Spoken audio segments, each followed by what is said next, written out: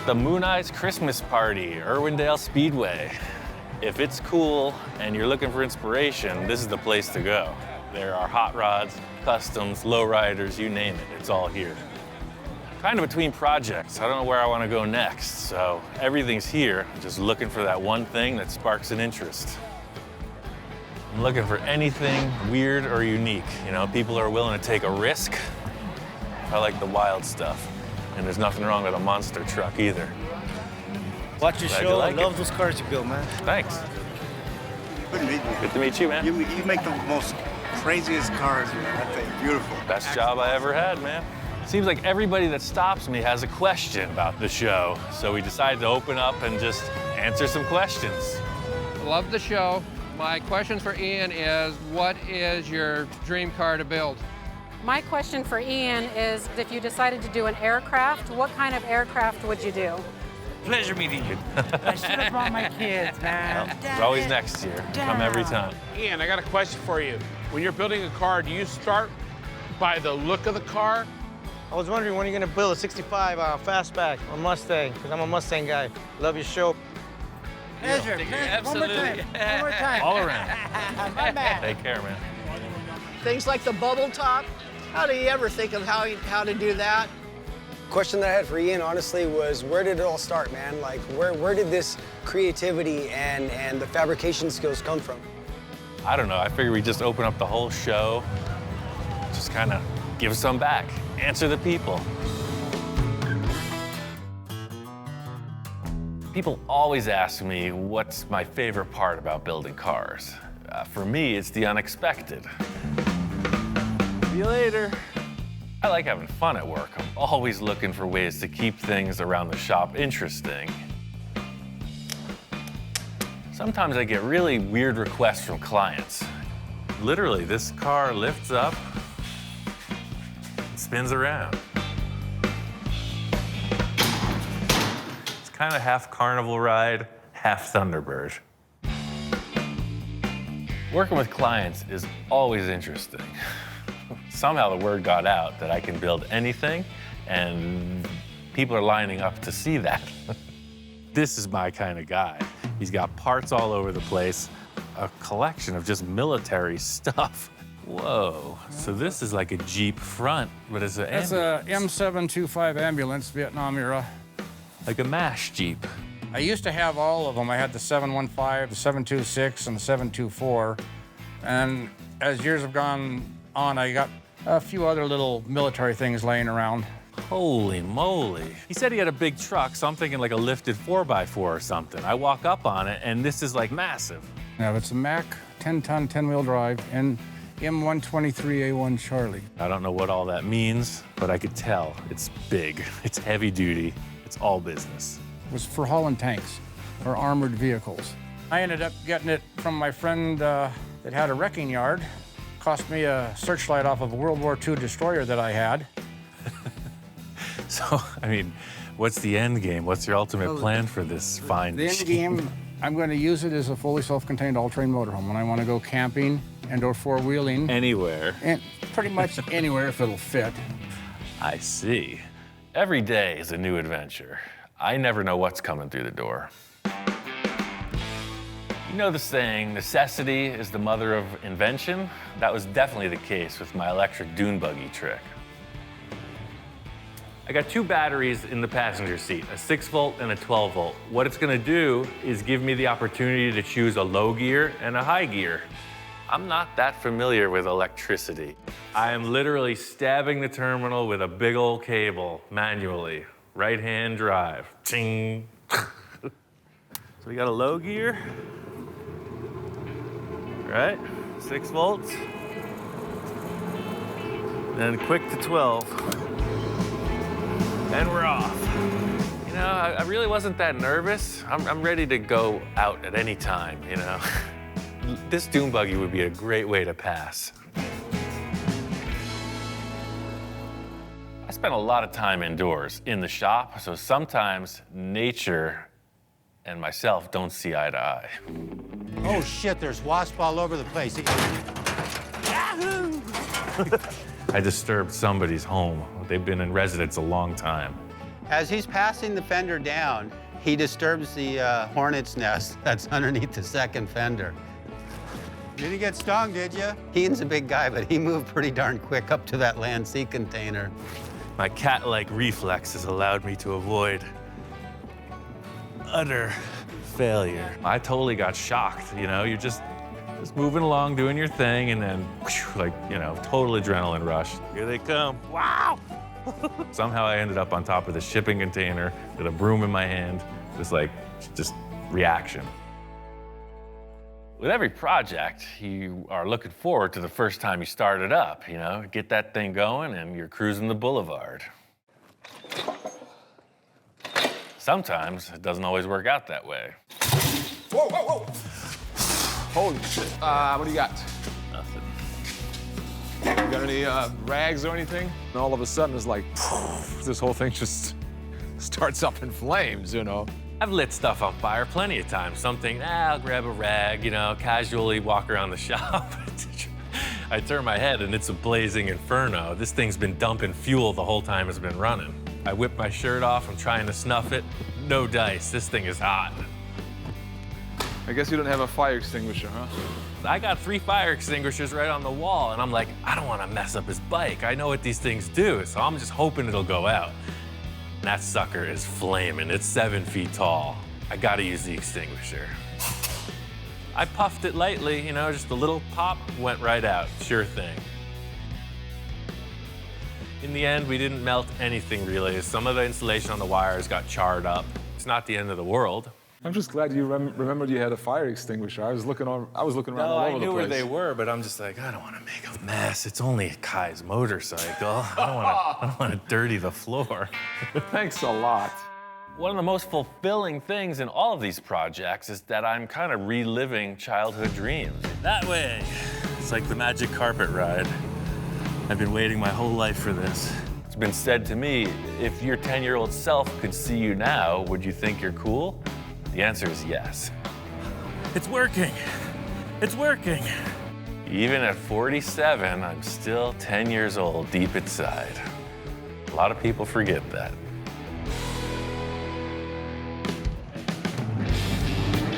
Race cars, that's all I could say. Old cars going way too fast, I'm all about it.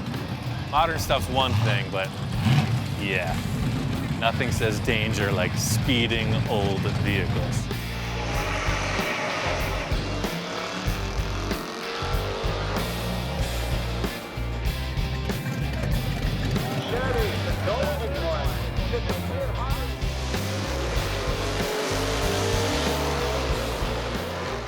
My question for Ian is, where do you get your inspiration from? How do you still stick with using all the old school tools instead of working with modern day fabricating tools? I find inspiration in everything. I've had the opportunity to get a lot of different high-tech equipment. I just haven't had the need for it. That's kind of the thing. I like handmade stuff. This van, it's coming together. I think I'm gonna just make 2 simple round tube bumpers out of this round tube. Tube bumper is super simple. I'm gonna use the stock brackets, trim them down, bend the tube to fit. It'll just be as wide as the van.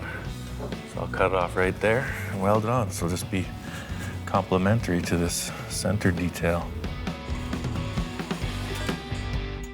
I just put end caps on the tube and sanding them down nice. And that's the story.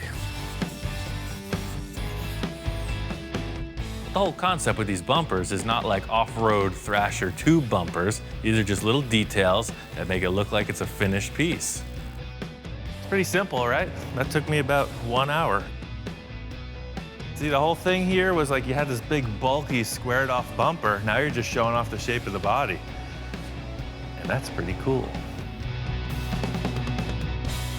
My whole life is just looking for stuff to manipulate into these, you know, crafts projects I do. All the interior upholstery panels are going to Jack, but the headliner is not. This is gonna be the headliner, a 6-foot reed fence with natural finish. My plan here is to take this fence and stick it on the roof. and make a nice headliner out of it.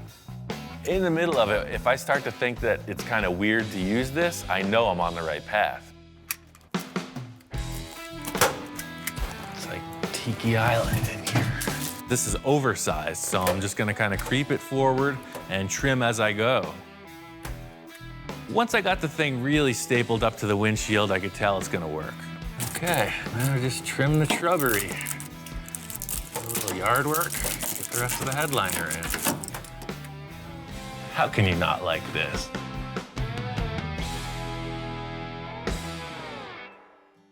Using simple tools and simple materials, it really leaves the slate wide open. You know, working up at my friend Bill's on this truck project, his place is like junkyard heaven. He's got stuff all over. So in performing the tasks I needed to on his vehicle, you know, the sky was the limit. I've done a lot of body swaps. This is nothing new to me. The only thing is that it's bigger. I'm gonna widen these fenders 3 inches on each side. Bill's got a cool old license plate he wants to use, and I got an idea on how to incorporate a special frame into the front bumper.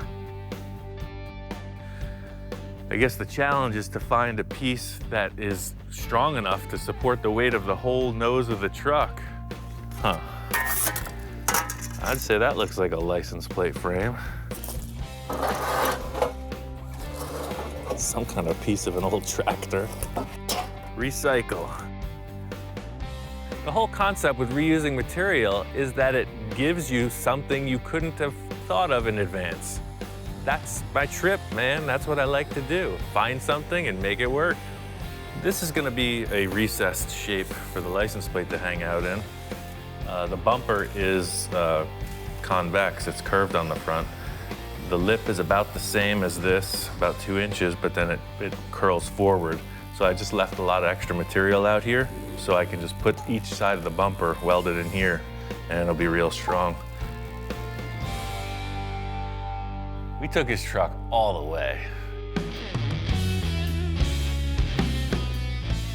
It's one of my favorite projects ever. Every time I see that truck, I like it more and more.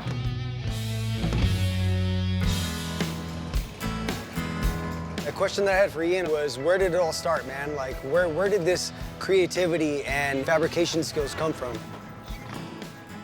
For the most part, I went to welding school, got certified, and pretty much screwed up everything else until I came up with something good. That's the thing. I learned by failing. I screwed up a lot of stuff. Metalwork has always been my main thing, but you can't finish a car on metalwork alone. So every aspect of car building is pretty much self-taught. I've done a lot of reading, I've done a lot of watching professionals, and I just kind of twist it in my own way.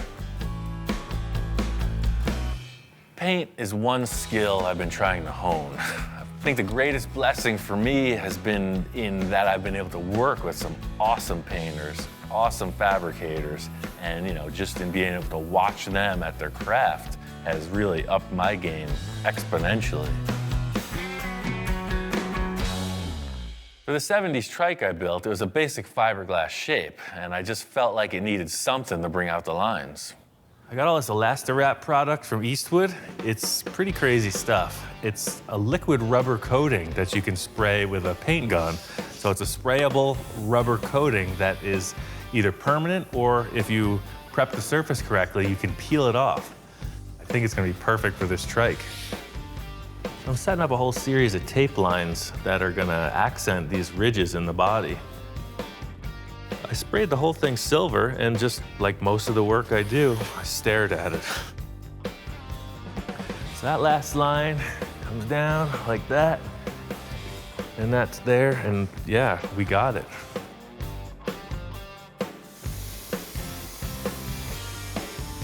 All right, it's the moment of truth.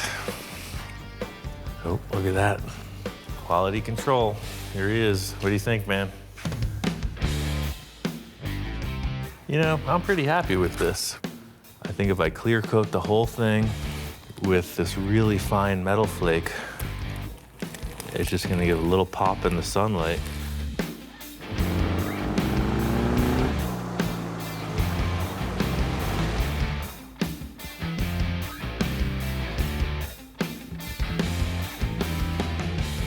trike paint came out pretty cool, but it just made me want to be even more ambitious.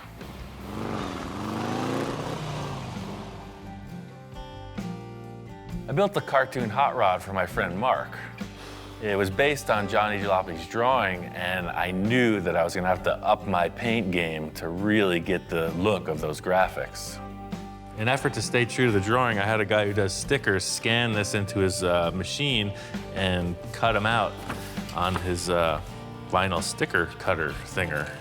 The whole thing with this project is proportion. If I just stuck a generic number 5 on the side, it wouldn't look like the drawing. So just like the rest of it, I'm gonna try to tailor this graphic on the door so that it fits the proportion of the vehicle, and I think that's just gonna nail it. I'm gonna use this template and make a stencil to paint the graphic on the car. It's basically a 3-color design, so I need to mask it off for that. This is the first time I met Johnny Jalopy. You know, he drew the cartoon hot rod, and right away we hit it off. I could never imagine anybody taking a drawing of mine and building it in real life. Of course, it's a dream. I sent Johnny a message, told him, hey, we're gonna build this thing. What do you think? And at that moment, I was like, really? Are you kidding me? Cheesy to say a dream come true kind of thing, but you know, it is. I'm glad that Johnny's on board. Super excited. It makes me really want to do this thing right and get all the details in order.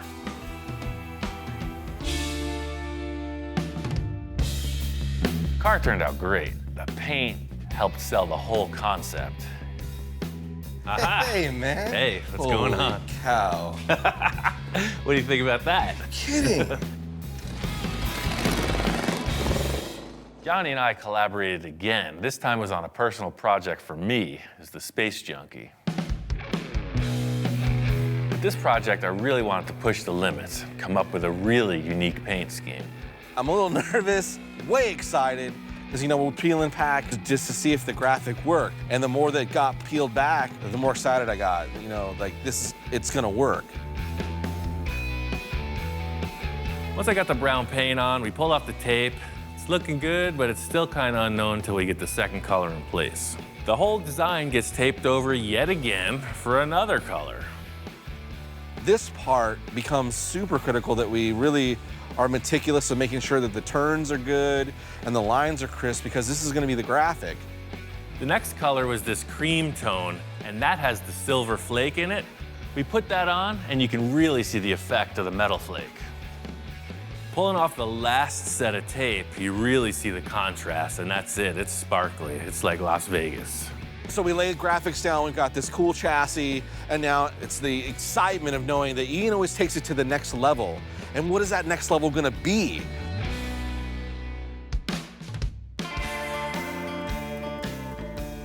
The paint job on that car was the icing on the cake. And I mean, that is what gave it the personal flavor. If we handed off the paint job to somebody else, it would have been a different car. Developing skills aside from metalwork really allows me to personalize every aspect of the build. In everything I've done, it's never looked the way I conceived from the start, and that's what I really like. No matter where I go, there's always one thing that people want to talk to me about. It's this lump. Let's bring the dog. Should have brought the dog. Love that dog, too. I just totally love his dog. When he first showed up, I thought he was going to be like a watchdog, you know, maybe just leave him in the shop 24/7, but that kind of didn't work out, so I'm always debating what his actual role here is. Finally settled on the title of shop inspector. He's concerned. What are you so concerned about? Do I got to give you the pep talk? Well, we do a bit of quality control here, and the dog is giving me kind of the eyes. So he gives it the sniff test, he's smelling the distributor, he's checking the oil, transmission. What do you think? It's gonna be all right? He approves. No? Uh-oh, hold on, something with the transmission. Uh-oh. Like, remember what happened last time? I'm like, I know. On the last project I worked with Mark, he brought down an engine that had some hidden issues. Just got bad memories. Now, sometimes there's a lot of judgment bestowed upon me, and you know, he's all love and licks one minute, and he's all criticism the next. You understand? It's pretty simple, but it works. I could see the concern in his eyes. He's got 2 long drool strings coming out of his cheeks, and that automatically is a cause for concern. And then he's given the shifter in the eye. You're not impressed. You're concerned? It looks unsafe? Don't drool on the primer. He's just checking out the block sanding. He's not very impressed. It's gonna get better, man. It's all a process. Just like any other car enthusiast, everybody's got their own personal favorites. Seeing what goes on around the shop sometimes, it's a little hard to handle. I think we're just gonna trade out somebody's water bowl. Here you go, drink up. Look at that. Now that is a shape. Stainless steel. You need this? I didn't think so. Not really sure what his favorite builds are, but 100% on what his least favorite was. This is being repurposed. It's just part of what we do here. I know, it's your favorite accessory, but look at that. You have that look of detachment in your eyes. It's time to grow up. It's time for a next chapter in his development. I can put some kind of a gauge right here on the space. This is gonna be painted and finished like the rest of the car. I'm just looking for the right shape. Don't look so concerned, man. I'll get you another one. Even though it pretty much hurt his feelings, in the end, he loved the dashboard.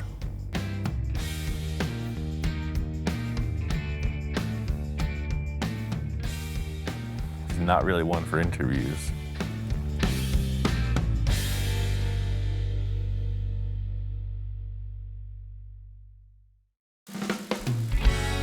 We are moving along with this build. Because we're gonna make a mold of the entire car in the end, it's been kind of an unusual process. It's allowed us to use a lot of different pieces from different cars. Some good, some not so good. But at the end of the day, I gotta make it work with the design we're going for. That's my favorite thing about customizing, is that you take something that exists and you make it your own. It's definitely a challenge. Front end of this car is pretty much redefined. I really like the concept with the fenders we're using so far. The challenge was getting it to match this new Lamborghini style nose.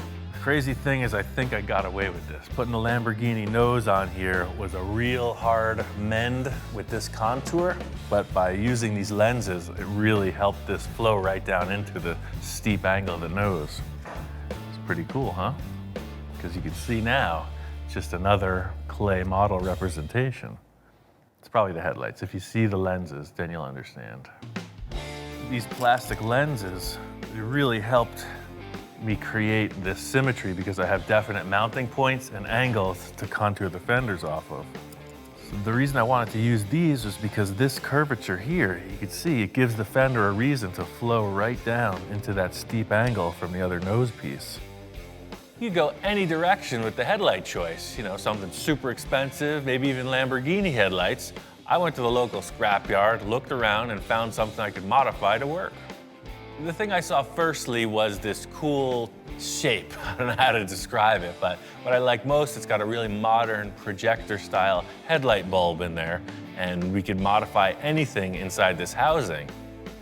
I don't know how Victor's gonna feel, but to me, look at this. This is a really unique looking lizard-faced car. It's pretty awesome.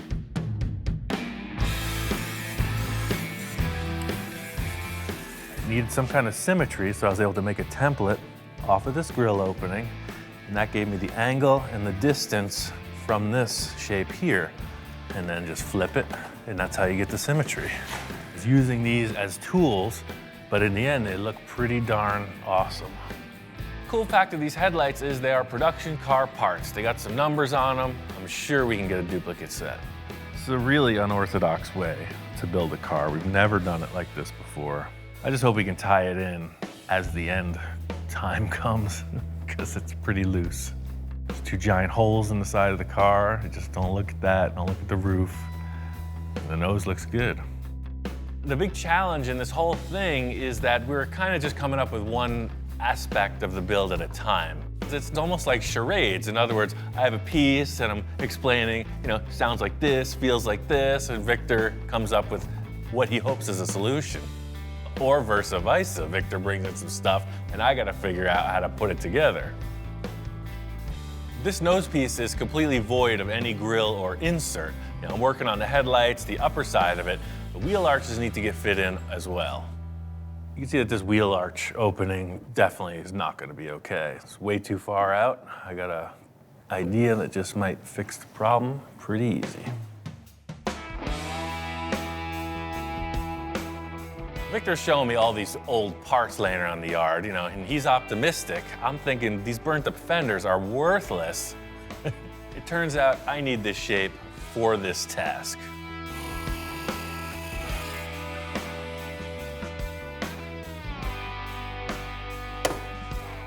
I got your fender arch right here. Anything goes in this mold process. All we need to do is create a shape. It could be foil back there, t-shirts, newspapers. As long as the surface looks nice, we can mold on it. This nose is really coming together. Victor's coming in. We gotta design this grill opening because that is gonna make or break the look of the car.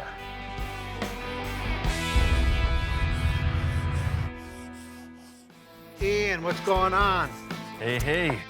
These occasional visits by Victor is kind of like the shop manager coming in and checking on the employee's progress. I think it's essential that he's here during the whole thing.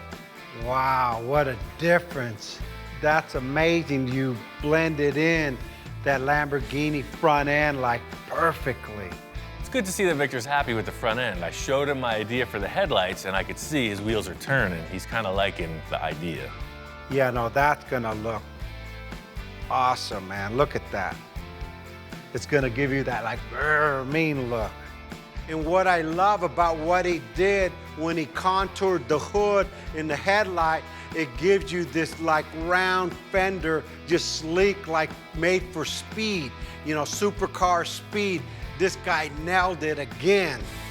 So, as usual, you told me what to do and I did my own thing anyway. So I moved the nose in a little bit shorter. Yeah, I noticed you took about 6 or 8 inches off. Remember, I wanted this thing to go like this, and then now it just goes like this. Victor is all about proportion, and he was coming up with these numbers that just didn't jive to me. So most of the time, I just have to do what I see fit at that moment. The great question, what would Ian do? I just ask Ian and do it. You didn't cut it, did you? After all that labor and accomplishment, Victor's only got one thing on his mind, and that's like, did you cut the Lamborghini front end apart? Fortunately, I know I didn't have to do that, and the secret's safe with me. It's buried underneath plenty of filler. If you're cool with the way this is progressing, I say we get that lower spoiler in place and figure out what we're gonna do about the grill opening. Let's do it. Since you've adjusted it to fit the wheels, it's wider than the actual piece now. The first thing that bothers me, was definitely these little wings coming out here. I want to cut these little wings off of here and just take it and let the body come straight up to this point. That's a really nice piece to be cutting up, but we can do whatever. What were you thinking about the grill opening? Check this out. Super Bowl, right? Right. Well, I bought a new TV. When I explained to Victor that we can incorporate anything into the design of this car, he takes it to heart. And I think he's trying to push the boundaries a bit. So here's the grill, literally. Check this out. I seen it and that's where I got it. Check it out. There's the grill right there. He's walking in the door with a pile of styrofoam. He says he bought a big screen television for the big game on Sunday. And for whatever reason, he's looking at these foam packing parts and it looks like the grill to a supercar to him. Ian's looking at it like, scratching his head like this dude's out of it. Starting to get a little bit loose, man. You're throwing everything at this. First the TV, next the kitchen sink. What do you think? As Victor's giving me a sales pitch, I'm starting to respond a bit. Yeah, it does have an interesting look. You put them together, it makes like a V shape that could be a grill. You can shape foam really easily. Okay, I think we can work with this. I see what you're saying. Look at this vent you get in here. I think if we just get this and just curve it a little, so now it's curved, just like everything we got curved. Sure, we got a few straight lines, but I just take the sharpness off, so it's just a little, you know, curve to it all the way around. You know, my job is to like give the basic concept and idea. Ian's job is to make it work and make it look good, because some of the stuff I come up with could be, you know, looked at kind of interesting, to say the least. You're not down with using the TV packing for the sports car?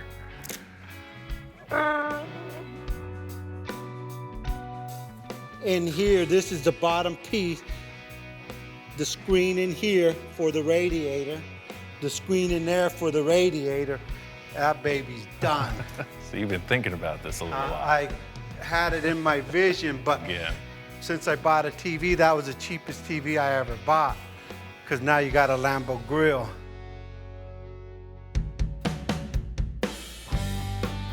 Critical factor in how this grill bar is going to work out is the bottom opening of the chin spoiler area. You know, Victor doesn't want to cut apart his Lamborghini stuff. I told him it would be super easy to make a replica of that in fiberglass and attach it to the car. Well, no, we haven't done anything weirder than this yet, but it seems like it's progressing fine. When you brought in the foam, the first thing I was thinking was, well, yeah, we just make a mold on that and we could lay it up in fiberglass or carbon fiber or whatever. But I could also make it out of aluminum to match the rear section. And metal, that's your specialty, man. You've mastered that art. That's what Ian's specialty is, metal. So I'm glad, you know, instead of playing with all this foam and fiberglass and this stuff, he's finally be able to use his strength in doing his fabrication. I think the extra effort's gonna be worth it. This is kind of like the jewel on the front of the car. I know I can pull it off, I just gotta make it happen. This concept Victor and I are coming up with, the foam model, is a loose interpretation. You know, my idea, making this out of aluminum, I'm gonna modify the shape just a bit, and that's really gonna set the whole design off. I think this is gonna have to be made out of 1, 2, 3, 4 pieces per side. Always thinking ahead on how we're gonna wrap the entire project together. By building this front grille out of aluminum, it ties in with the rear exhaust fin thing I created, so I think the aluminum will be a design aspect through the entire project. Victor was saying that this ridge here is going to be a keeper, so I'm going to try to mimic that in the aluminum. The idea is this is going to be a hollow part, so I'm tracing it around the foam and starting to form each piece independently. Yeah. So you can see when I cut that line, you got a nice ridge that matches the nose. The biggest challenge in this whole thing is I have to envision where I'm going without a sketch, only a discussion on every aspect of this project. In the end, you need a whole car that matches, so each part has to blend in somehow. These guys taper, but this is a straight shot, so I'm gonna join them right at that bend. So this is gonna be a little bit thicker because there's gonna be a lot of welding trying to keep this thing in shape. I think that this will help. I'm gonna cut 2 6-inch strips and just fold them.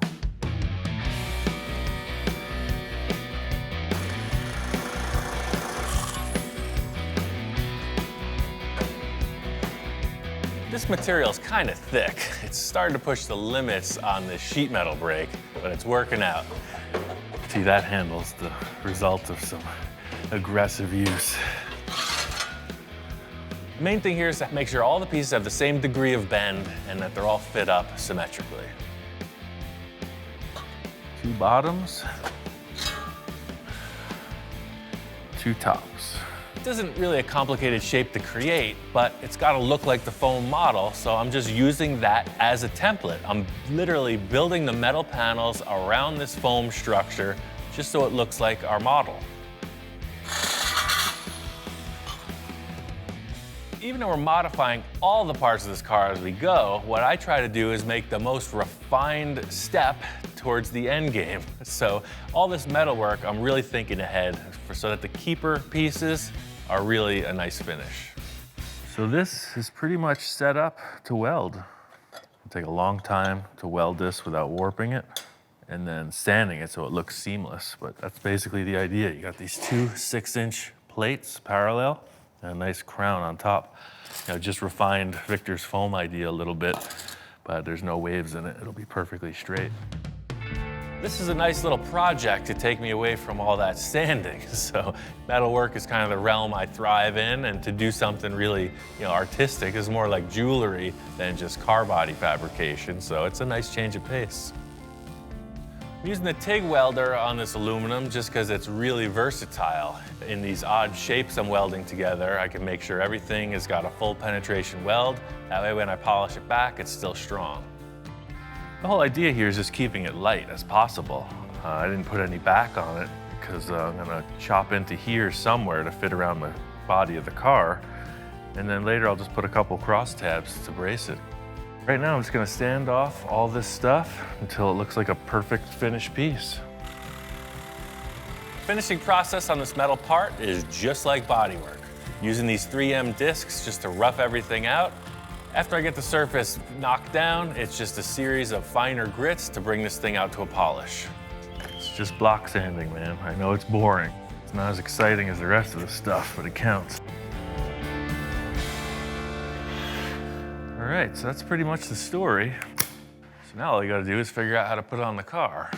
Last thing is to fit this into the car body. So there's a number of areas I don't want to modify in the Lamborghini nose, so I'm notching this aluminum back. Little by little, it's gotta fit into place. And I want it to look nice in the end, so I'm making templates, making sure the cuts are symmetrical, so that it just slips in tight, no big gaps.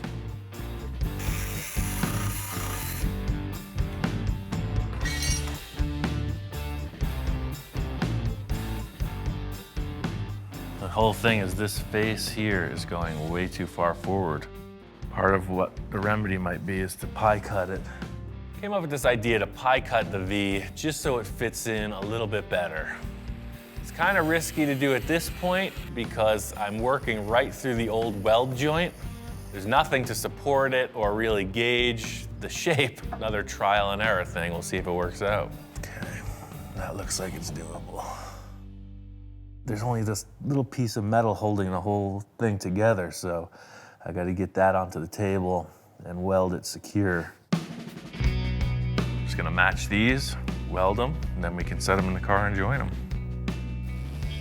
Pie cut worked out okay. Welded it back together, finished it off. I really want to get this in the car and see how it looks.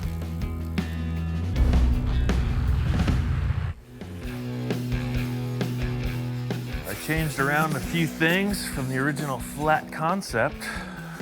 Joined the center, filled in the whole thing here underneath, welded the underside. In the end, if you want to polish it, that would be the next step, but right now I've maintained that nice defined ridge all the way through. I never built one of these before. It's just knew I could weld, and I had a vision. There it is. Building a grill bar like this is kind of a shot in the dark. I know I got the skills to do stuff, but it's very rewarding to see it finished and in the car.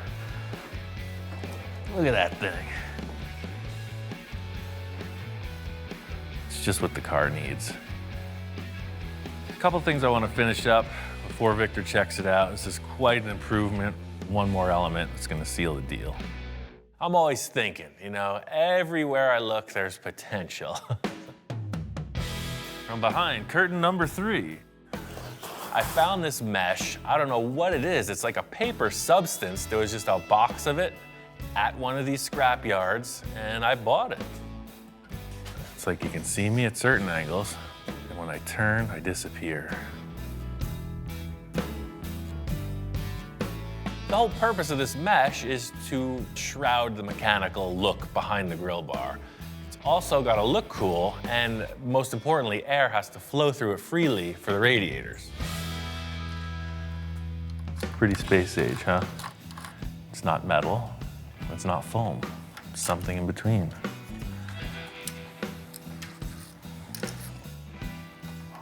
Always with that. Need some space.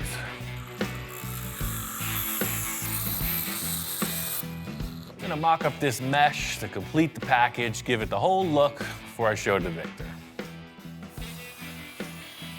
Giving this mesh a quick shot of black spray paint. In the end, I'll finish this thing off really nice and get the proper fasteners in place, but this is all about the mock-up.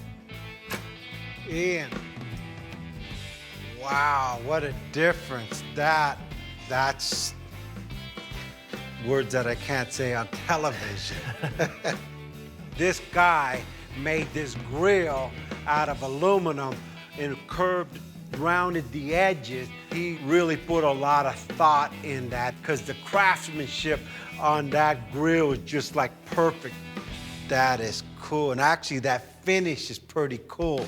What did you put behind it? Is that a screen or what? It's this weird composite mesh. It's actually about a ½ inch thick, but it flows air perfectly. And you can see, you can't see anything behind it. It hides the radiators, has the flavor. Everything's there. Just, I really can't tell till I see that one line across. The last step in this front end grille opening is the chin spoiler. You know, the bottom dimension. It's changed a bit because of our design. Put some envisioning tape across the front of the car just to come up with our parameters of the grille opening. I think we're gonna use some of the styling from the Lamborghini part. I'm just gonna make my own from scratch.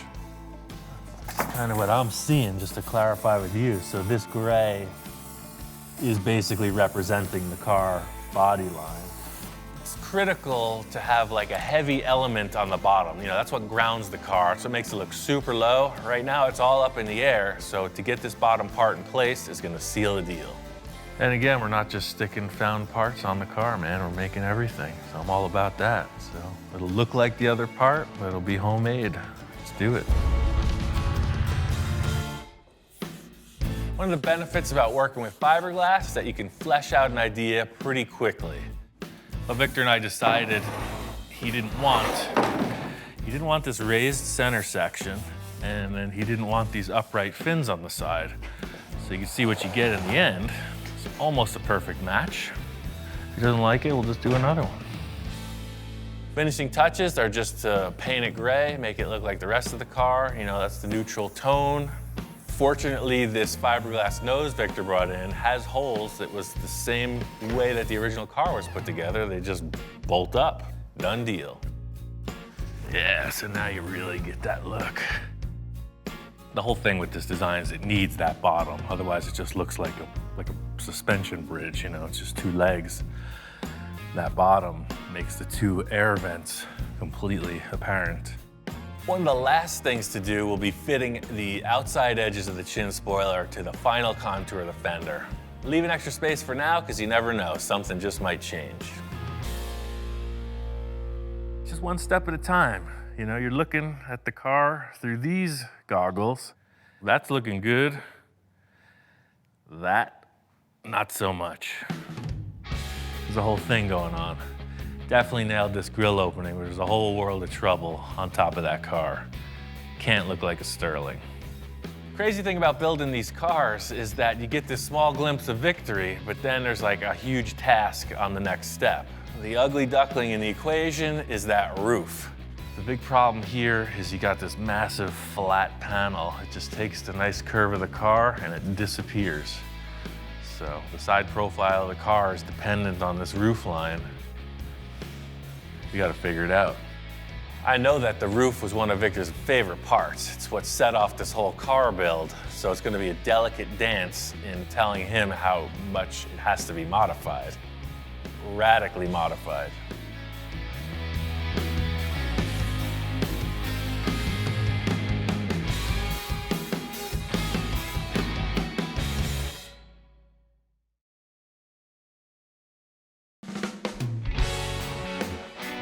This whole journey started when I went looking for a new project. I was looking for something I could really dig my teeth into, you know, push the boundaries, and then Victor called. He started throwing down some concepts, and I got a bunch of ideas. This could be the most ambitious project yet. It's true. Victor is always pushing the boundaries, so let the adventure begin. Here he is, Mr. Sports Car. Man, this thing drives so good. I mean, really good. I was impressed. Victor pulls in, and he's looking really comfortable behind the wheel of that new car. Now I get it. Enjoy it while it lasts, man. Now I'm like a little skeptic. I'm going, oh shoot, do I really want to tear apart this like awesome looking sports car that drives and handles convertible top? It's like, come on, Victor, what are you thinking about? I see the look in his eyes and I just want to confirm. It's like, hey man, you still want this to happen? Once we go forward, there's no turning back. My whole life I always wanted to get a Porsche. It's your last chance, otherwise we're gonna get into it. I don't really want to cut this thing up, but hey, I got Ian in my corner, and he's always pulled off my crazy ideas. We got a good foundation, so let's move forward and do what we got to do. The Porsche and the donor car. The only thing I really want on this thing is this top.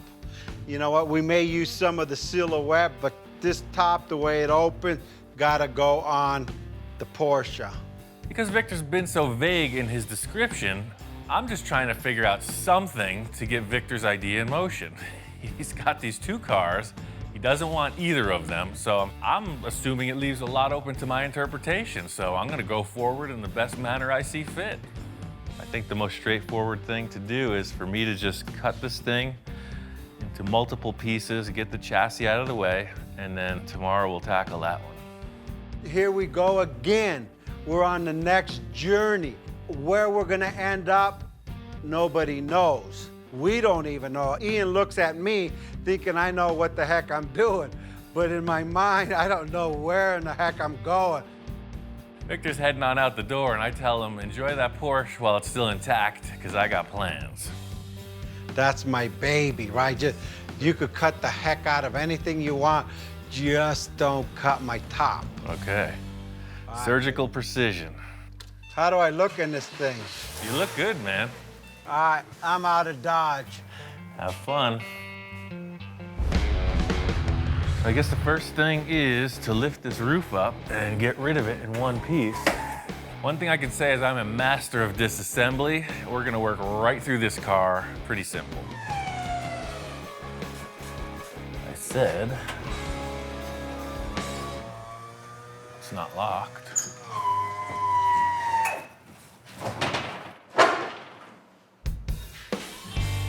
The one thing that was the sure thing, you know, the main wish on the list, doesn't work. No good.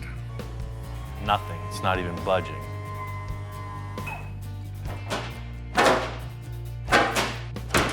What it is, the hydraulic pistons, they're hydraulic. So as you try to lift it, there's no way to lift it. They're sealed shut. That's a super sketchy aspect of the design. You could see what happened. This car failed and somebody got locked inside. And that's why that window's kicked out. Guaranteed. The way this roof opens is it's a hydraulic unit, so you cannot just lift it up. There's oil inside it, and it's non-compressible. So if the motor doesn't lift it, you don't lift it. So what they did was they filled it with oil. It worked for 10 minutes. They sold it to Victor. Perfect case scenario, you know, starting off on a fresh new foot here, and of course nothing works. Therein lies the design flaw in the Sterling kit car. We just figured it out.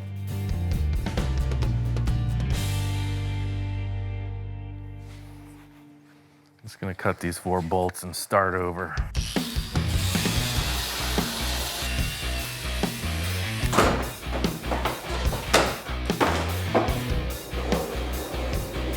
The thing I was hoping to do is just retain these hydraulic hinges. You can see all the fluid is just coming out of the top of the pistons. I'm just gonna cut it out. A sane, normal mechanic would probably take off the tire and look under the car, but I ain't got time for that. We're gonna cut our way through.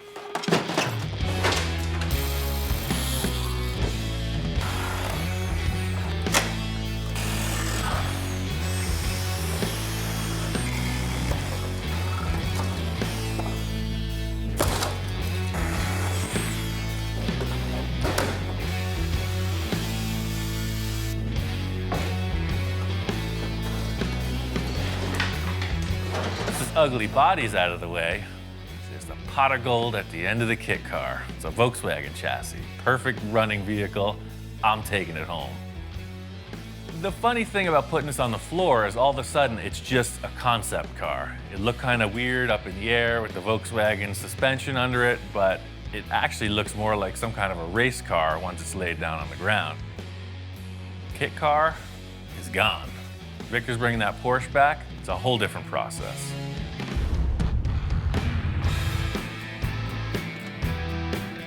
You're back early. Wow, dude, you cut that thing apart. I don't know, something doesn't feel right here. Can I put this top back on there again? Just to see if we haven't lost anything? Victor's kind of got a one-track mind. I don't know if anyone's ever loved a Sterling roof as much as him. So, like, you know, you can do anything now. Now it feels right because you could kind of see my flavors back. Right.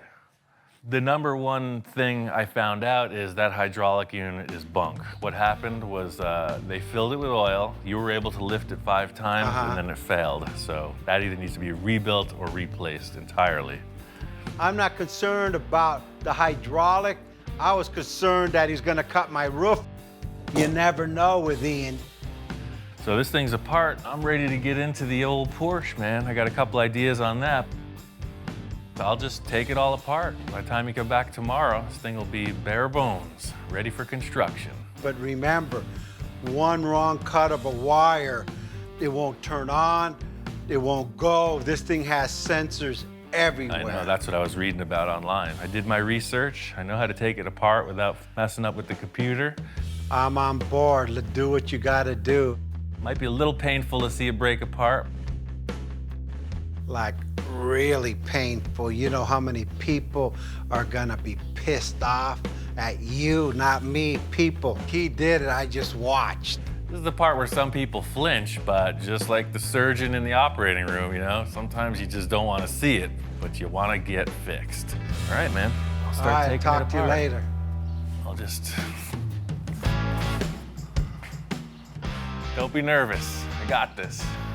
You know, I have complete faith in Ian, I guess. Well, first things first is to disconnect the battery and unbolt everything I can. This is the white glove tech disassembly. What Victor doesn't know is this is a lot like a Volkswagen, just a little more high tech. The whole idea is to retain the complete drivetrain down to every last wire that the computer has a sensor for. All of this stuff is critical if this is going to pass emissions and if it's going to run properly. If you ever tried to take a door off, say, a 55 Oldsmobile, this is a totally different game. I'm not planning on using any of these body panels, but I'm also not going to beat them up. They're really nice. If we do have to retain something, we could just grab them and reuse it. Look how much stuff is hanging out beneath the fenders. Looks like a freaking Robotron or something. You can see how much room there is in the front of this car, which is perfect for the low nose profile we want to get in the end result. The OG is in the house. It's not my house, but we're still doing our same old thing. He's inspecting, he's checking stuff out, and I'm busy working as usual. What do you think? Like next level.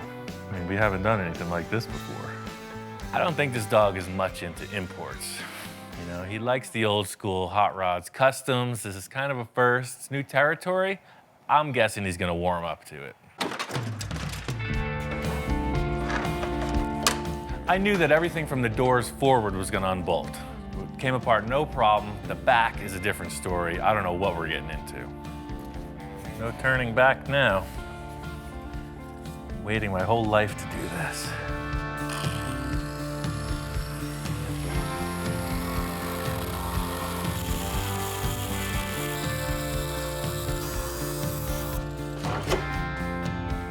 That's exactly what I was hoping to see. So now I can cut this bubble away and we got tons of room for a tire. He wants flavor, I got it right here. Tire's this big. After I cut the outer fender skin off, I saw the inner wheel tub and I realized we can cut a straight line front to back and allow us much more clearance for a bigger rim and tire combo. There's nothing like the smell of freshly cut Porsche in the morning. Look at that. One last thing that's in the way, and I know we're not gonna need it, is the windshield. The thing about this Boxster is that the windshield frame is a roll bar, and it's got a bunch of electrical wiring going to the rearview mirror. Sometimes things don't come easy, you know? I started off with my surgical precision and got all caveman on it in the end.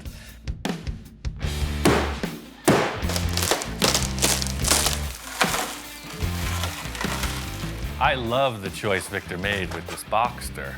As a concept car, it's ideal. The fact that it's a convertible, all the structure's still there. That's a huge plus for a kit car scenario. You cut the roof off a regular hardtop car, it gets flexible. It's a perfect base. It's a nice car. Glad to have destroyed it.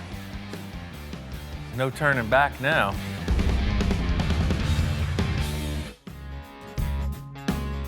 This thing's looking like a blank slate. I'm really happy with the way it broke down. What the heck did you do to my Porsche? Victor comes in reacting in his typical way when he sees something that's pretty shocking. He's trying to hold it together. You know, I think he's a little concerned. I came in and, man, it's like worser looking than I thought it would be. I mean, in taking this thing apart, it's really showed me how much room we have to be creative. There's no mechanical stuff ahead of the axle in the front or behind the axle in the rear. So it's pretty much open to whatever you want to do design-wise. As Victor's walking around, I'm just giving him a rundown of all the positive things I'm seeing in this vehicle underneath. How all the structure's still intact, how we didn't need that windshield that's broken all over the place in the corner, and he's responding. He's kind of getting it. Ian started explaining, then I started getting excited. Hey, this is the first step. You see all the wires, nothing's been cut. So everything we need to either bypass or reinstall, it's just a plug-and-play system. This thing has so many sensors on it. I told Ian, all I care about is that that car runs after it's all stripped. Apparently, he's found out that if you tamper with the electronics, these cars go into a safety mode and they won't start. Yeah. Everything is the same. Awesome, man, that's awesome. Like butter, that's why I took it apart this way. Hook the battery up, it runs. I think it's gonna be a good go-kart, man. Victor's become pretty attached to this car, and just seeing that it ran, you know, he wanted to hop in once more. No rear view mirror. Nothing. Nothing in your way. He wanted to sit in the car that's all cut apart. What's more fun than that? Still feels good. Same car, man. Look at the wind's hitting my hair. I can't do a burnout, but I could. That's pretty cool. I seen it, I feel it, I taste it. Now, I'm excited. Where's the body at? Well, we got that other thing, and I'm not sure. We got to fit it on and see if we got even something to start with. Now that we're this far, we got to put that roof on, make it work.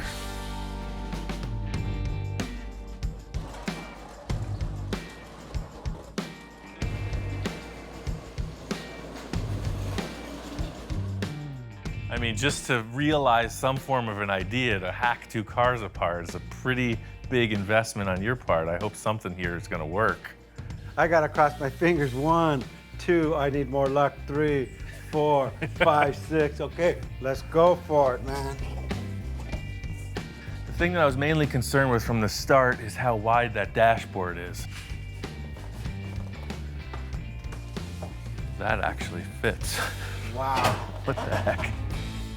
It is literally the exact same width, pillar to pillar. The dashboard totally fits in there. That's ridiculous. That's my roof. My cockamamie idea literally worked. I'm that guy that just thinks these crazy things up in hope they work. I mean, I'm even crossing my fingers now, and that thing worked. I think you rolled the dice and came up pretty good. Just seeing that this roof fits, I mean, that kind of makes me fearless at this point. I was very apprehensive, but I could see how your brain's working, you know? We could do anything. I mean, hey, now it's simple. We just got to design the whole car. The crazy thing is a lot of people might wonder what the heck we're so excited about, but you know, for me, it's the initial 2 days of mock-up, and that's what this proved, is that the concept is solid. You know, the whole car did have to get taken apart just so we could see this. When my children are born, it's like they're the most beautiful baby there is, and you're like, oh, and everyone's looking at it like, whoa, what's that guy looking at? The car only a mother could love. We got a little of that, a little of this, and a lot more of nothing. All we gotta do is build a car now.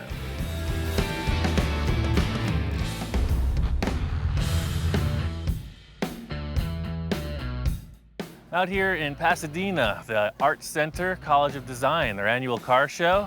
This year's theme is called Hand Built, so it's featuring a lot of hand-built one-off and prototype cars. My homework assignment for Victor was try to find some flavor. You know, he's using that term constantly, so I'm not looking for any specifics here. Just trying to see what's on the ground and what's in the classroom. The coolest thing about this show is that it's all invited guests, alumni, designers, cream of the crop. So all of the cars here have some design elements to pull from, whether it's super antique or super futuristic. A few years ago, I was invited to this show with the Space Junkie in its first incarnation, so it was really an honor to be invited. You can see the stuff here is world class.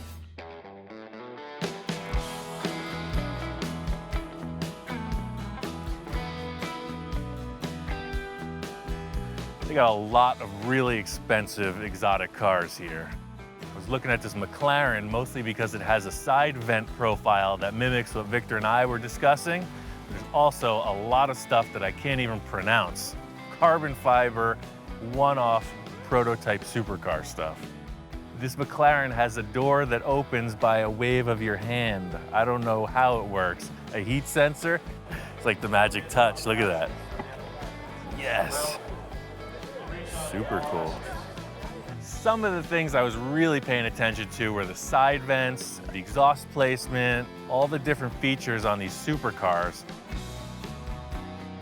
This would be a pretty interesting design for Victor's windshield, where the center comes through like that. I love these little fins coming off too. You don't see that. Same thing, all these cars, they have that divot in here and then flat. Some of them you see the engine, some of them you don't. All of these artistic things you're seeing are also for function. Tons of air vents, streamlined, just everything about them is about making the car fast and efficient. There's one bluish black car, all hand-laid carbon fiber. The exhaust is incredible, the interior is unreal. It looks like a video game rendering, but in 3 dimensions. It's like looking at any artist's work. They go through this phase or that phase, you see the work progress. When you look at the early cars, you see how it's evolved into what's going down the road today. So you can see how they're kind of dated. You know, the more modern ones are way more radical than these. Same thing with this one.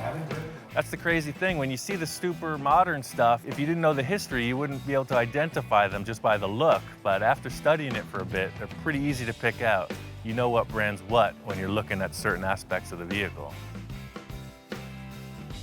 Walking through the center of the show, this is where they have all of the hand-built, one-off vehicles. A lot of aluminum bodies, just really incredible design and fabrication skill. I think this is freaking great, man. We're looking at this aluminum body that was made in the 50s or 60s, very simple craftsmanship and tooling, and the result is like world-class finish. This guy knows his work for sure. This car's in bare metal, no filler, you can't see any seams, and there doesn't appear to be any waves in the panel work.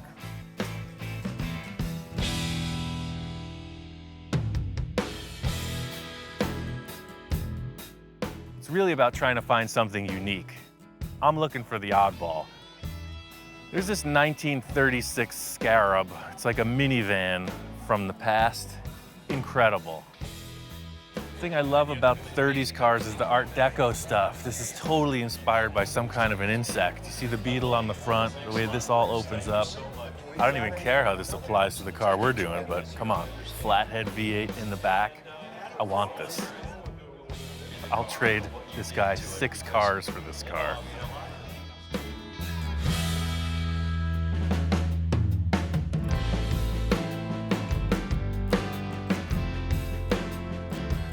Walking through the classrooms here, you can see they are heavy on theory. Sketching, illustration, the whole deal. It's all about ideas. The Art Center is all about the new young talent, and I'm kind of scamming in a little on that. Checking out the classrooms, looking around, see what all the hot young designers are up to.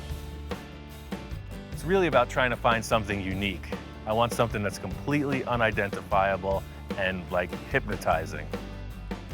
I'm really charged up. I got a million ideas. I took a bunch of pictures I want to share with Victor. I think we're ready to get started on this build.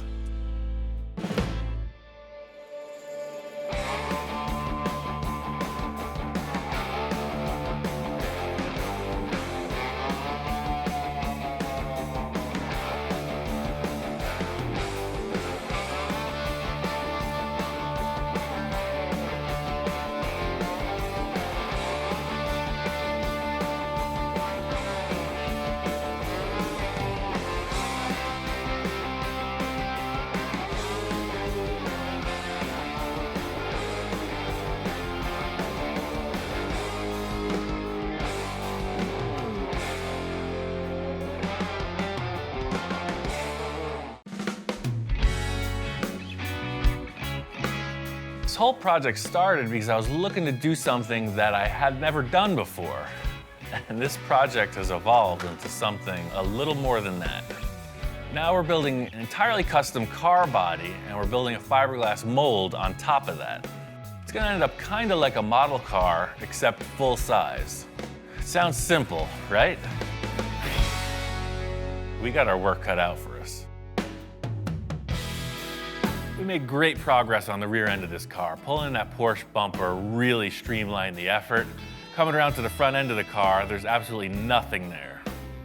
I've never built a car like this. We're doing it kind of piece by piece, but in the end, the car has to look like it was a solid design from the beginning. What really set the pace for the look in the back was just starting off with something, you know, some shape to represent the flavor. I'm really hoping we can get some kind of shape that ties this front end to the back. Victor asked me to meet him in his yard. He said he's got some ideas set up. Let's see what we could find. I had the guys just put all like the fenders and the bumpers together. Oh, I see. Look around and pick what you think we could use, and let's start from there. I called Ian to come out to look at my scrap yard to see what we could use for the fenders. Before I go out buying something, I figured, hey, I know I got something laying around. Walking around Victor's yard, I know what to expect. It's not exactly a scrapyard full of exotics. Check it out, you recognize these? So we're walking through, and the first thing he points to is instantly recognizable. It's a Volkswagen fender. The VW, you know, I don't know, it's got a weird vibe on this project. I don't know what this is, but we don't put it like this. You kick it up and bulge it upward. You know, it looks kind of small. Yeah, and all these freaking 40s fenders. They're Zephyrs. They got the shape, but they're just way too big. A modern thing like this would definitely work better. I told Victor we could use any body panels we want, but they actually have to be the right contour, the right panels, so we can achieve the design we're looking for. I got some other stuff in the corner there. Let's see what we got there. I've acquired 25 years worth of stuff. My wife calls it junk. I call it treasures. Oh yeah, I recognize the remnants of this car, but see, this is kind of the thing I was thinking. See, this is a way more modern looking fender lip opening. But that's too square. I'm just looking for that round fender point. I just need the point. This could be closer to it, but even this doesn't have enough roundness to it.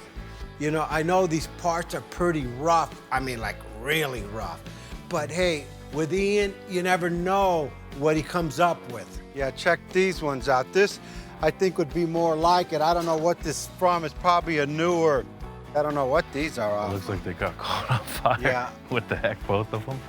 Yeah, I got a little fried there. It's got these two burned up fenders. Even though they're not really pretty, they do have a more modern look. The Zephyr and the VW were very exaggerated, and these are a little more streamlined. It wouldn't sit like this. There again, we kick it up. You know, you open this up so it goes around the tire, and we got this little arch here so we could go down with the hood. That may be something you could work with. What do you think?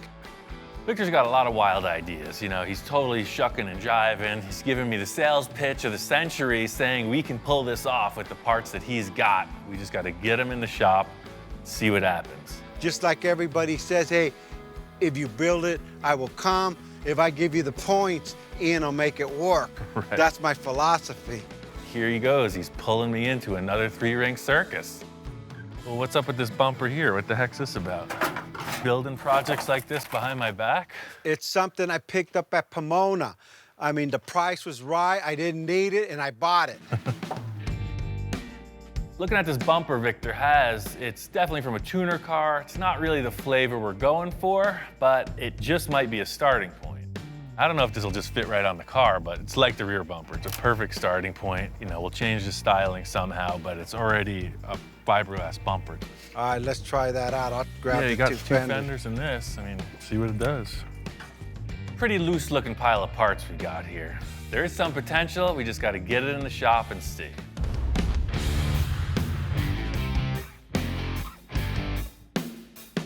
We made our selections and brought all these parts back in the shop to see. We're working with nothing here, blank slate. The first order of business is to try to mock up some parts. The Sterling's square, and that's just not what we're going for. See, 'cause, I mean, everything's out of proportion, but the way I seen it was like this. I'm just looking at this point going down into the hood. All this will be discarded. This is all I'm looking for, and actually up higher. The whole style of the front end we're trying to create here is sort of like raised fenders, super low hood height. Put these burned up fenders on the car, and it's sort of the direction we're looking to go. These are already way better than the Sterling because they're so much rounder. You know, we're getting away from this flat, faceted shape, and you got an arch, man. It's working. It kind of fits. This is how Henry Ford did it. I'm sure. The only thing he didn't have was cordless tools, man. The concept we're creating here is nothing different than any customizer's ever done since all this started. You know, you have some handmade stuff, but you're using production pieces and you're warping them into your own new flavor. I mean, looking at the rear fender, you know, again, you're gonna enhance it a bit, but it's a way better starting point than that flat Sterling thing. And still, I know you're gonna want it way more up in the center, but see how we can just do the same thing as the rear, just pie cut it, segment it, pull it down, and we'll just have to add some kind of curvature to the top. I can see these fenders getting us to where we need to go, but I really want to put on the nose piece too. You know, it's all got to work together. It's pretty loose, man. It's the face only a mother could love. Yeah, to be frank, it's terrible. I think the clinical term would be butt ugly. This front bumper isn't really what we can use. I mean, in the end, it's kind of less than spectacular. It's, for now, I'm gonna call it a placeholder. It's out of proportion. The fenders, something doesn't feel right. They did look curved out in that lot, but once they're here on the car, they appear pretty flat. These burned up fenders kind of have the look, but they're not really offering us that arched fender that comes down into this valley area in the hood that we're looking for. I'm gonna lay a sheet of aluminum in there, just try to visualize what these contours can offer potentially, and just see if it's gonna work. I get what you want to modify here, but there's still something about this transition that's bugging me. Putting these parts together, you know, it's a base, it's a starting point. I'm just kind of not feeling it. I'm just wondering if there's other options. You know, all this is really good developmentally, but we're using kind of passenger car parts. You were looking for the exotic stuff, you know, maybe the Porsche thing isn't that bad of an option. It worked, the original ones, right? It worked great in the back. You know, it's just a way more bulgy shape. It, you know, might just add to this. The whole thing with a solid mock-up is the light bulb goes off, right? Ideas start flowing, and it's just not happening. What we need is something that gives us the green light. I mean, this is a way more sporty shape than the stuff we're working with. Look, the light almost wants to be there. I mean, we don't want to give a Porsche look away, but. I like the position, the way you positioned it. It just, the lights are bothering me. It's not what I'm envisioning. Yeah, I agree. They're a dead giveaway. We don't want it to look like a Porsche, so I'm trying to figure out how to cheat it a little, you know? Car's definitely wider than it was, so kind of change the angle a bit, you know, exaggerate the proportions, and might work. This is way more representative of that transition to the valley you're talking about. I mean, maybe a Porsche fender is kind of the best option. Yeah, and then once the light comes off and then all this metal comes all the way down and meets the bumper, then whatever light we decide to put in here, and there's my valley, right? Sure. There's my valley. Yeah, maybe just tape over them, primer them like we did the back, just gray it out. These fenders seem like a good choice. I'm gonna mock them up, rough out some tape lines, just kind of see what it's gonna have to offer three-dimensionally. Victor's big concern is that he doesn't want this to look like a modified Porsche. You know, we're using these parts, but in the end, I'm sure it's gonna look like one of a kind. I could see that working, man. It's nothing that I would take home to my wife at this point. You know, one step at a time, man. Nobody said it was gonna be easy. I know Victor's pretty nervous about this mock-up. It's totally loose.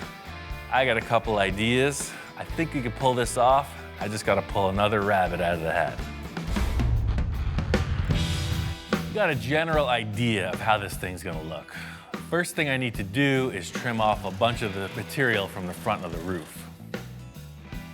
This is just like the trimming back of a freaking shrubbery. You get rid of the stuff you don't want. This whole roof shape is gonna change. But again, the parts that are critical that Victor wanted are still intact. Victor's always about the inspiration, so he's brought in a number of inspirational reference points. I got a couple of other ideas for him. Shop inspector's never seen anything like this. You know, we go for rides in cars all the time, and now he's like a giant monster looking at this vehicle. If there's one thing I know, this dog loves treats.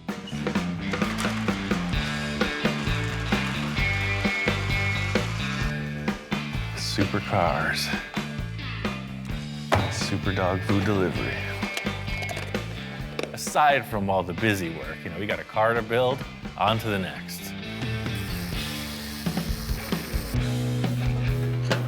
First thing I want to do is get rid of these headlights, cut them out. I definitely want to do something way different on the nose of this. This is way better than those other funky parts. These fenders are just perfect.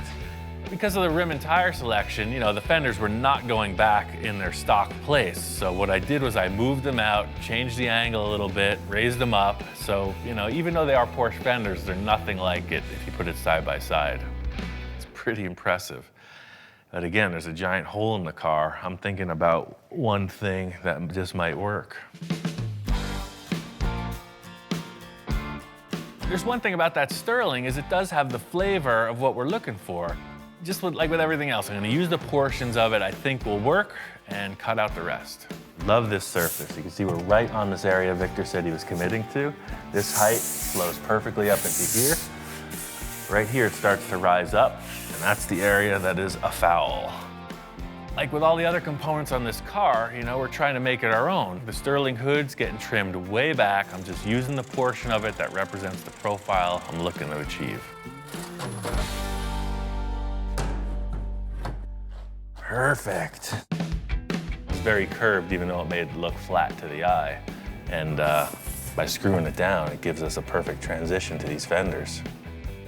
Just by removing the scoops and kind of trimming it back a little, I think this hood's gonna work. I just need to make some simple structure to attach everything, and then it's on to finish work.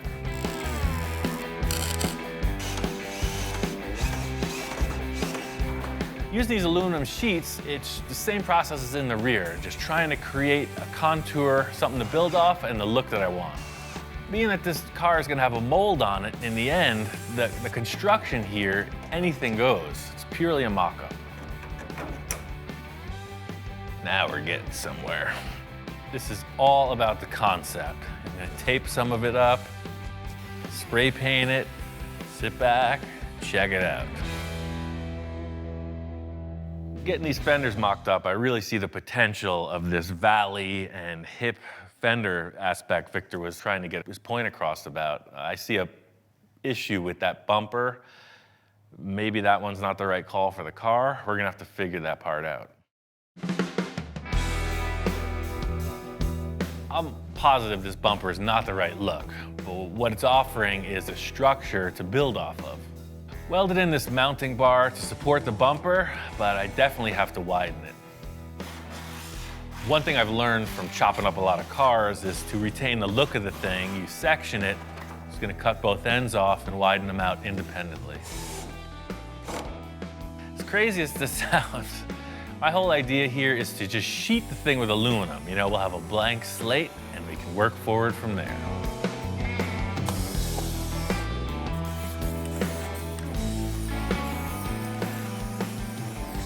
If you hold your hands just right and squint hard enough, it's really starting to look like something. And that looks pretty cool.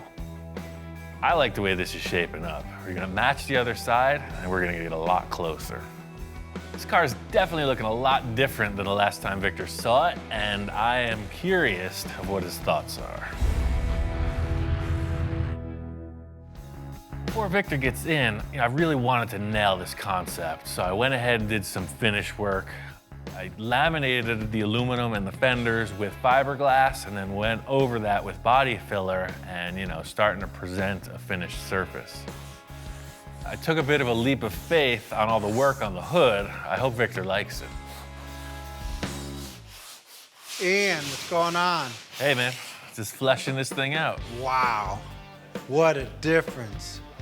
Last time I seen the car, I was having nightmares because the car wasn't quite coming out the way I see it.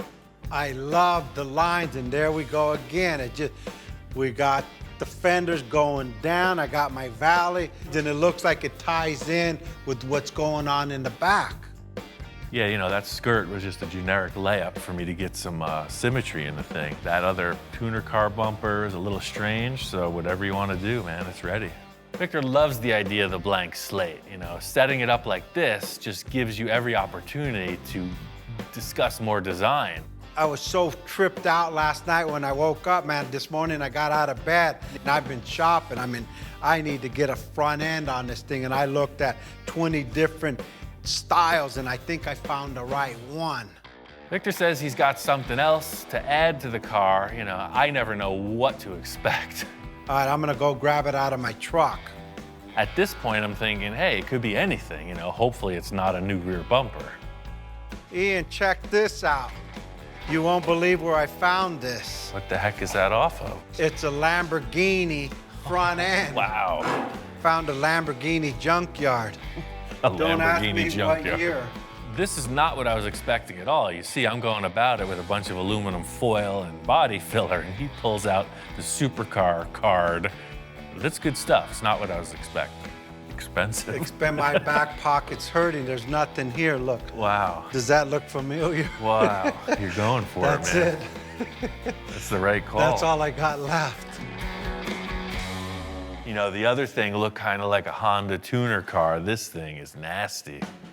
I love the way that those two things come together. You don't get that when it's separate. And there's your vents. That'll work for the two radiators on each side, right? For sure. That thing's mean. Hopefully it fits and we don't have to hack it up like the other one. Just mocking up this Lamborghini nose, it's the look, It's night and day between what we're starting with, that tuner car bumper, and this. It's like a super aggressive, really low. It's just a whole higher level of design. Sometimes I come in with something or use stuff I have laying around, and I gotta really pitch these to them. So I walk in with this Lamborghini front end. I knew I wasn't gonna have to pitch too hard.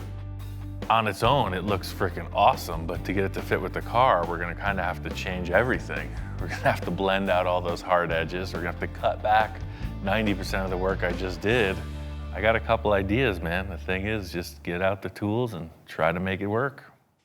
But anything you cut off on this thing, could you save it so I could at least hang it on my garage wall? Yeah. To get this Lamborghini nose on the car, I gotta undo a lot of the work I already accomplished, but hey, that's part of the mock-up. You know, this design is really worth the extra effort. Victor's kind of sweating it, you know, he doesn't want to risk these parts. He doesn't want to see me just chop them apart. I'm gonna send him packing, take a little of the pressure off, and get to work. I was having trouble conceptualizing what the nose of this car was gonna look like. Victor comes in with the heavy hitting part. These pieces nail it. My idea is heavy surgery. I'm gonna cut back everything I just did, splice this piece in, remount it, blend it together. And fitting up this nose, just trying to make it look like one piece. Somebody's gonna not be able to realize that it's 5 different concepts all mashed together.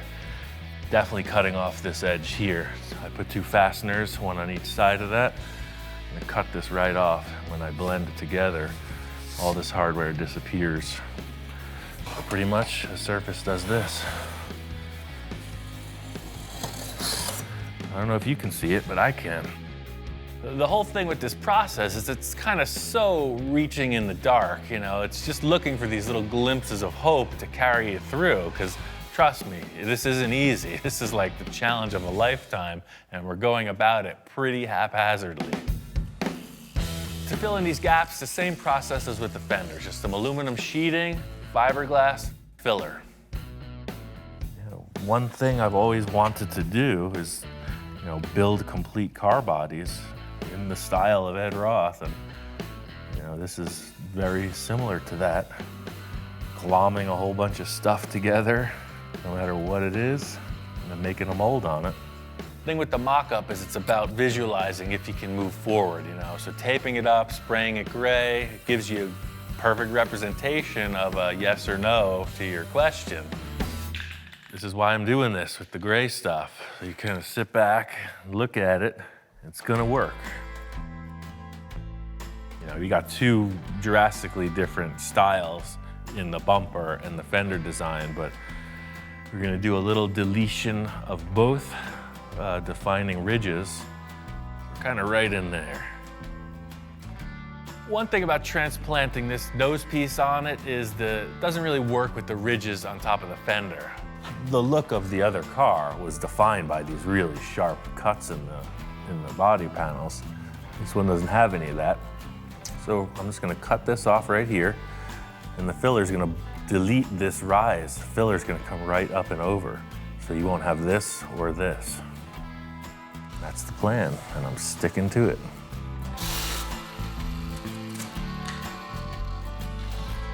Victor gives me all these exotic car parts, and I get to destroy them. It's the best job I ever had. In trying to make this thing look a little less identifiable, on the side vents, you know, we softened the edges on that, trying to get away from that, round it off a little bit, and make it our own.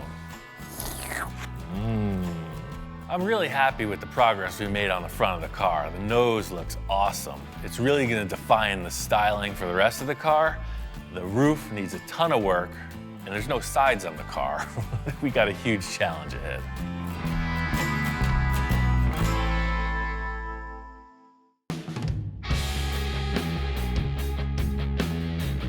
My friend Victor called me up about another development on a recent car project we had.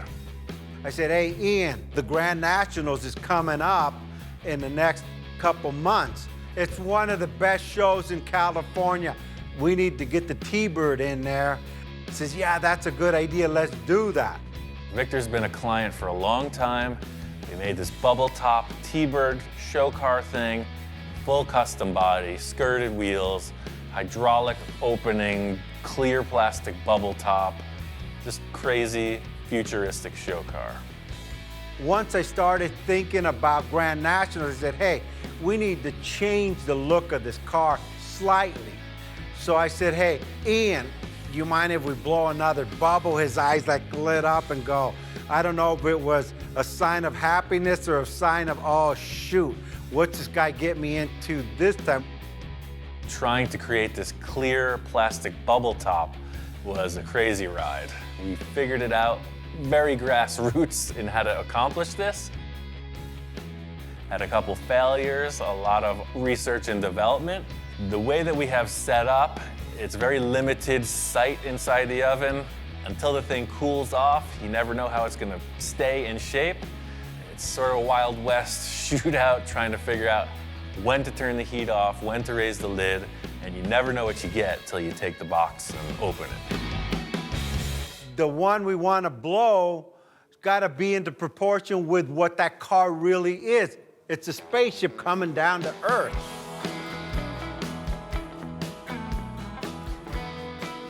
This is Victor's mode of operation. He just does this with all of his cars. It seems like he just continually refines these vehicles until maybe he's happy, and then refines them again. I know the car's gonna get a lot of attention because it's unusual. They're gonna go, why would this man do this to this car? And I just say, hey, well, Ian told me to do it. I'm really excited to get this thing to the level where he wants to show it. And hey, what's not to like about an awesome car show? I get over to Victor's and he's got the whole T-bird torn apart. It's taken back down to primer and it's like Groundhog Day. It's like I'm revisiting ground we've already covered.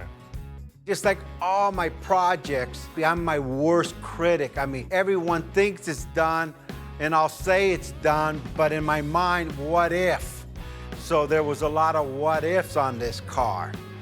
My idea was lower in the front, bigger bubbles in the back. We got the classic setup. We got the barbecue grills, we got the wooden buck, and we got the box set up, just like we did the other bubbles. We're gonna blow one more bubble and try to refine it just a bit more. Practice leads to perfection. So we kind of revisited all our issues with the earlier model and stepped it up big time. Way more structure, new wood, stainless steel. Victor's bringing in his backhoe this time. You can see his game is in serious mode. None of these flimsy contraptions to lift the unit, full hydraulic power, it's on. At this point, all the preparation is prepared. Nothing to it but to do it. Light this thing and let's get it on. It's really hard to compare this to anything else. It really is more a leap of faith than any other contrived recipe. I know the scenario that goes on. You heat the plastic up and you get a shape, but none of them have come out the same, so I don't know how to dial this process in. I just know we get some kind of result every time. All right, everything's on low, box is shut. Victor's the main cheerleader in this event. He's convinced that it's gonna happen, but I'm trying to come up with a defined result. That's the real challenge. Are we ready to fire her up or what? And I said, well, let's go for it. And go, go, go, go, go. And he said, slow down. I said, no, Ian, we already know how you've already done 3 or 4. This one should go easy. Well, we got kind of a weird issue. Look how wrinkled up it's getting. You know, we rebuilt all this and insulated it so good. It's on low and we're already at target temperature after 15 minutes. He's got his little heat measuring mechanism or device, you know, going all around. He goes, oh man, this thing's heating up too fast. This is where the alarm bells start to go off. When you change one thing, you change everything. We refined the whole unit and now all the calibration is off. We're at 330. Sides though, where we really want it to come up are only at 320. The center of it's definitely hot, but the sides aren't. Well, we're not getting consistent heat. The back is 20 degrees cooler than the front. We're just having inconsistent heating issues here. You know, one minute I feel like we're winning, and next minute we're failing. I'm adjusting the grills. I'm trying to adapt to the current conditions. Bottom line is the plastic is heated up. We gotta do it right now. We got one last shot at this, so it has to be right. It seems to be doing what we want. All we got to do now is pull it out and see. Oh!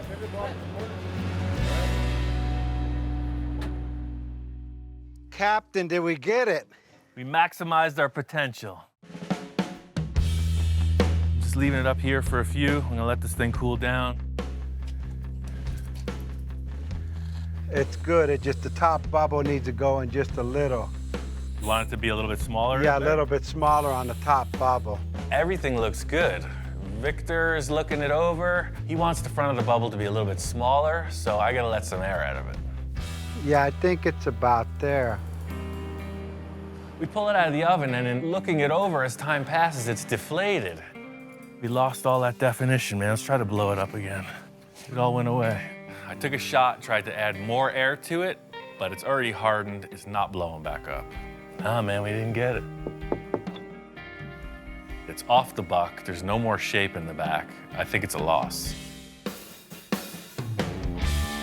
We get the bubble out of the oven, and it's not only deflated where he wanted it to, but it deflated where we don't want it to. And at this point, you know, I just look over at Ian and I didn't know if there's anything more he could do to save this bubble. It's cooling off at a rapid rate. Last-ditch effort. The only thing I can come up with is put it back in the oven. Try to reheat it, try to save it. Ian said, turn the barbecue grills back on. We're gonna reheat this thing and inflate it again. I know this is our last try at this. It's our last sheet of acrylic. I'm not giving up. We gotta get this.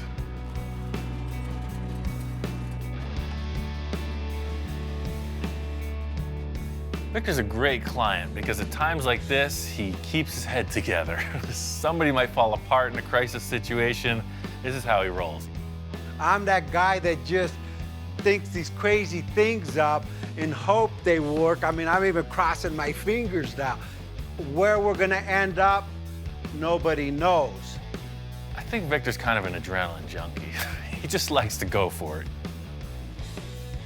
I'm running around trying to get this thing heated evenly and then slowly let the air in. It looks like it's working. Seems to be doing just what it did before. It's taking its shape again. It's a good sign. Just gonna let it cool like this and not take the air off until it's solid. I am totally lucky that this thing reinflated. Completely dodged a bullet. It was a total fail. Looks like it's gonna recover. And I'm glad that we did what we did because originally the front bubble was too big. It was gonna look like a baseball cap. And it did deflate probably 2 or 3 inches. Way better, yeah. Victor and I are walking around looking at it, and it seems like we got what we needed, but you never know till it's out of the box and right side up.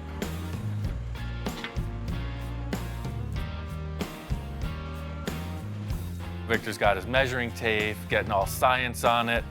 I'm not gonna be convinced till we see it on the car. It's like, what the hell is that? Hey, it's some kind of cocoon alien being coming down to Earth to visit Trump. Just like with the setup, there's a lot of tear down. Now let the thing cool, unbolt it, unscrew it from the backboard, trim it out before you can even see it in place. This is it. It's our last chance. It's this or nothing.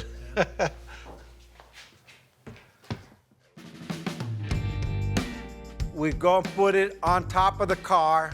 No one says nothing. It's like, I didn't want to look at him. He didn't want to look at me. This is a really crazy shape. Bringing it in next to the car, checking it out. It's definitely wild.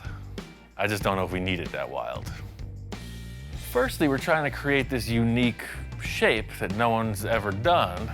And secondly, we're trying to make the car look better for it. So it's kind of a twofold approach. The ribs I love, but to me, the car's got a flow. The back flows, it's a little high on the front. I'm not sure it's working.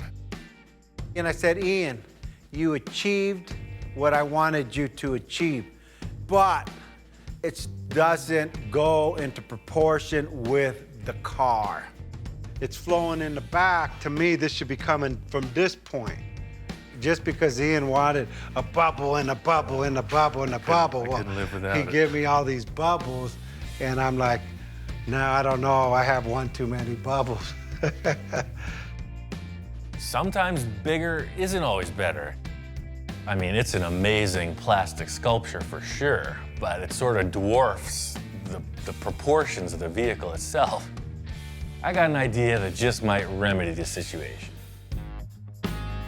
Looking at this latest bubble on the T-Bird, I'm not sure it's working. I got an idea that just might remedy the situation. Whenever he says he has an idea, I don't know what to expect, but I almost know it's a solution. Sometimes you gotta take things to the extreme to realize it may not be better. The whole grass is greener on the other side scenario sometimes doesn't stand up. Got me thinking about one of the earlier ones we made.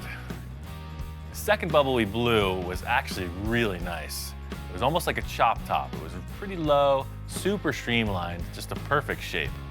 Ian said, hey, remember the second bubble we did like a while back? I said, yeah. And luckily, I don't want to say hoarder, but I don't get rid of nada. I told Victor about my idea to use that bubble, and he ran with it. Now that we got this old bubble, it has a different flavor. Now it even goes more into the spaceship looking kind of deal. So I'm thinking, hey, I'm gonna redo the paint. I call my airbrush guy, you know, the wrap guy. I'm gonna change this thing all up. Victor had some really cool paint ideas, and that just set it off. I'm really looking forward to taking this thing to the Roadster Show just to show off the design that we did on this car, just out of this world.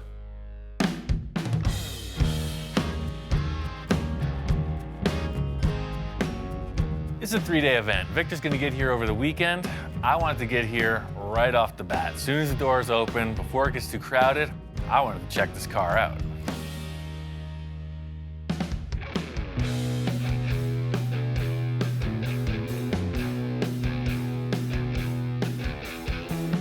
Finally got this car finished. The reason we decided to go with the smaller bubble is it just looked more streamlined. We made all those crazy accomplishments with the ridges and everything else, and in the end, we just felt like maybe that showed the car off better. It's got a really slick, low, streamlined look. The show just opened. We got loaded in. People are on their way. I'm interested to see what the response is. The cool thing about this car show is everybody's here. A lot of old friends. Rich Evans, Gene Winfield, all the folks from the magazines, a lot of folks that watch the TV show. My friend Bill's even here. He's a client I'd worked with on a few projects in the past. He's checking out the bubble top and he's all questions. This looks different than when I saw it. Yeah, he keeps changing it. The main thing people are asking besides what is it is why the heck does it look so different from the prior build on the TV show? The answer is Victor. He's always changing his mind. I hate to say it, but Victor, you keep doing better. Well, that's the thing. He's never done with this thing, so. Looks great. For me, the choice in the bubble seals the deal. This car looks fast, standing still. Victor topped it off with this amazing graphic, the vinyl wrap, and then he candy clear coated over it. The car really looks 10 miles deep. Enough of this T-Bird. I mean, I've freaking labored over this thing for years. It's nice for me to see it complete. I'm here for the car show. I want to see what's fresh and new.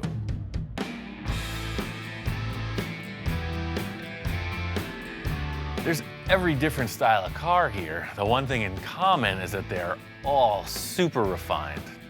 This is a top-notch event. Gotta check out the lowriders. This is where it's happening. I'm just always fascinated with the paint jobs on these cars. The hours they just spend on a paint job, it's like it takes as long to build a car as it does to paint it. Look how the pinstriping just freaking lights up on this. It's out of control. Look at the engine lid on this thing. That's probably vacuum form, but the same thing. It's definitely acrylic. Early blown VW engine. That's freaking epic. It's like a bubble top for the engine. There's tons of 50s cars here. You know, that's when the scene was really in its heyday. So the Tri-5 Chevy exhibit is in this building, and you can see they got them dialed in. In a room full of Tri-5 Chevys, guess which one I'm looking at? Oh yes, This is my pick.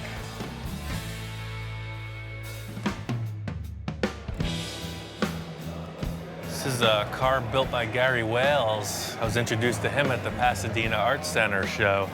If you don't know his name, look it up. He's incredible. He should have a show, not me. Builds these giant vehicles out of antique truck parts. He builds hot rods out of super nice, like Rolls-Royce parts. Just incredible craftsman. When I grow up, I want to be just like him.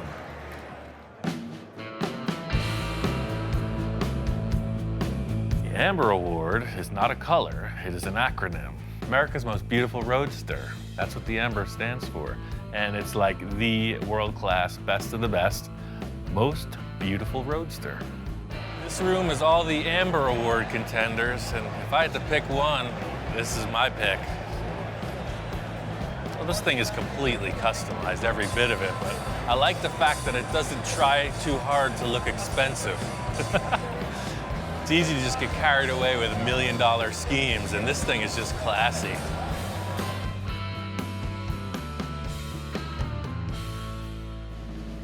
This is what we need more of. Walking around the show, I mean, there's a lot of nice stuff. It's also pretty predictable.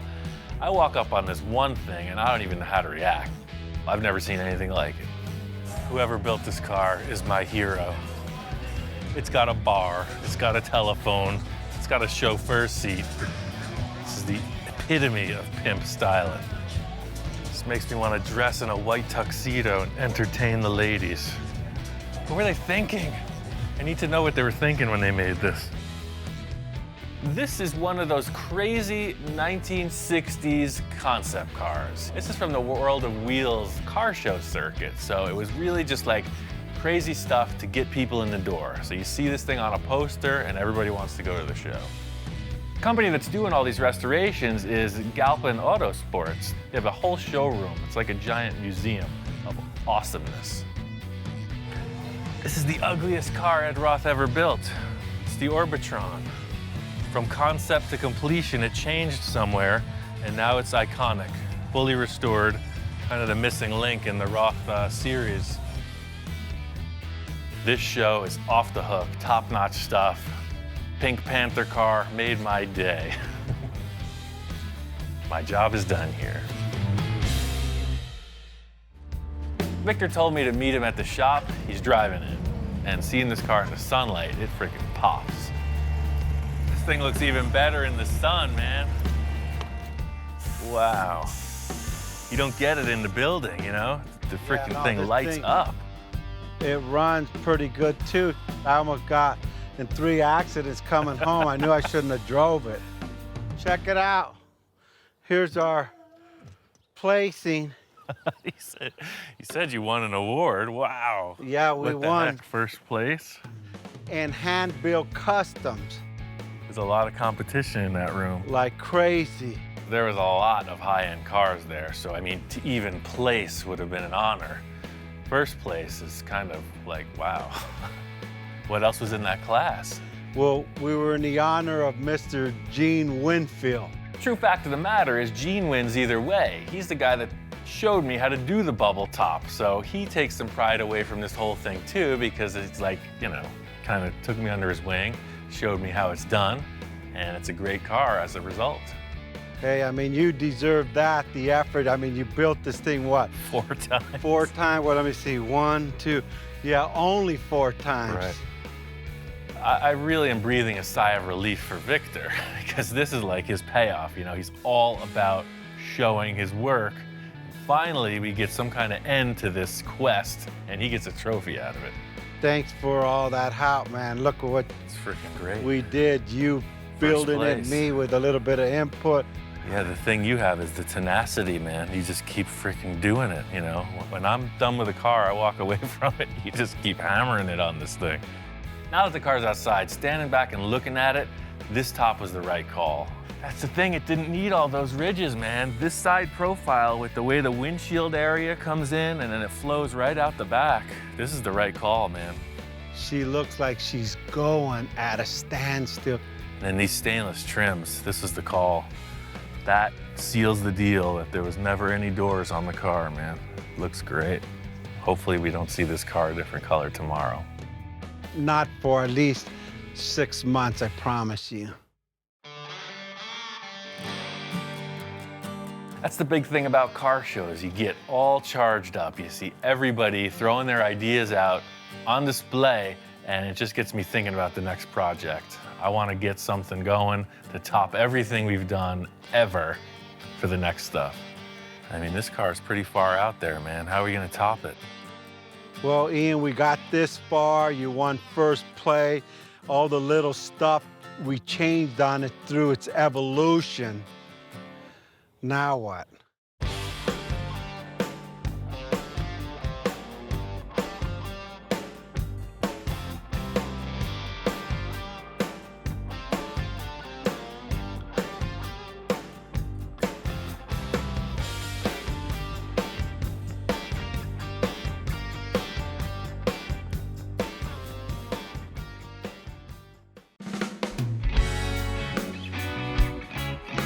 So it continues. We're still in the early stages of this project, but we've committed to making a fiberglass mold of the body once it's finished. But in the meantime, we can build the car out of anything. We're creating things as we go, changing things on the fly. It's definitely unusual, but I have a few ideas on how to pull it off.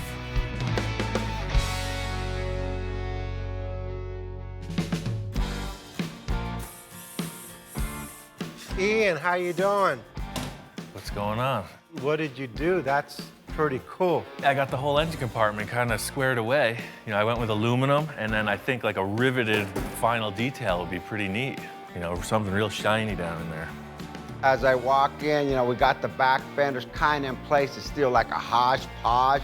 You know, like Ian said, anything goes, because this is just like the clay mold. I love this because we still could put another element in here. You can do whatever you want in here. You know, this surface is represented. I really want to get these fenders so that there's no holes in the back of the car. Looking at it now, it's really loose, sort of like a patchwork quilt, not even stitched together yet. But I'm seeing the finished flesh on this thing, and it's got to be set up correctly. I mean, the idea of screwing this Porsche quarter panel onto this Sterling body seems kind of strange. That ain't strange, that's like crazy. Yeah. Madman. Now I'm getting excited again. So what I was thinking was I just took this aluminum sheet, super light, and I just formed it over a piece of tube.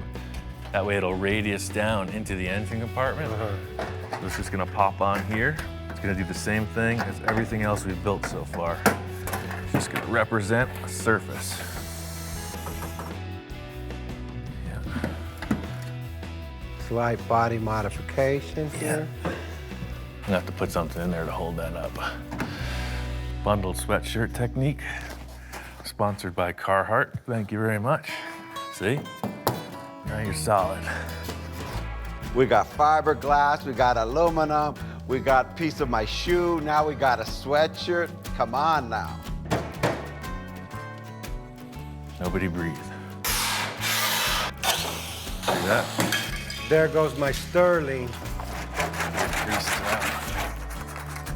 We got aluminum foil, we got duct tape.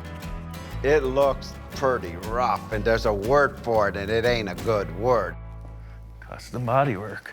So this is all pretty distracting. I think we should just primer gray this area. That way we just have like a monotone looking thing we could build up off of. The aluminum foil just wasn't suspending itself like I had hoped. So I wanted to reinforce the whole taillight area with metal before we finalized the design. I could save this aluminum for my sandwiches, for peanut butter and jelly sandwiches tomorrow. I'm doing this fast and efficient, bunch of strips of a little thicker material. It's gonna end up right. This is just another super fast mock-up, you know, just to see what we're working with. By getting the go sign from that foil thing, you know, it's just a little bit rounder surface. I really just want to get rid of the rest of that Sterling in the rear quarter. The vents I know I don't want to see, so I'm going to fit in some panels there just to get this thing so there's no holes in the back of the car. Well, just spray that gray, see what we come up with. stand back on it now. Let's take a good whiff of those paint fumes and start to dream. Man, I just go, that's like more like it. See, that totally changes the whole thing. Now you're not looking at all these panels. You just kind of blur your eyes a little bit, and you got a fender, man. Ian's gonna do the other side the same, and I can't wait to see it after it's all put together. Everything that's happening here is pure sculpting. If you look at a sculptor, they start with an armature, and they keep adding and adding whatever it takes to bring to the surface. I know it's gotta be refined, but we need to get there somehow.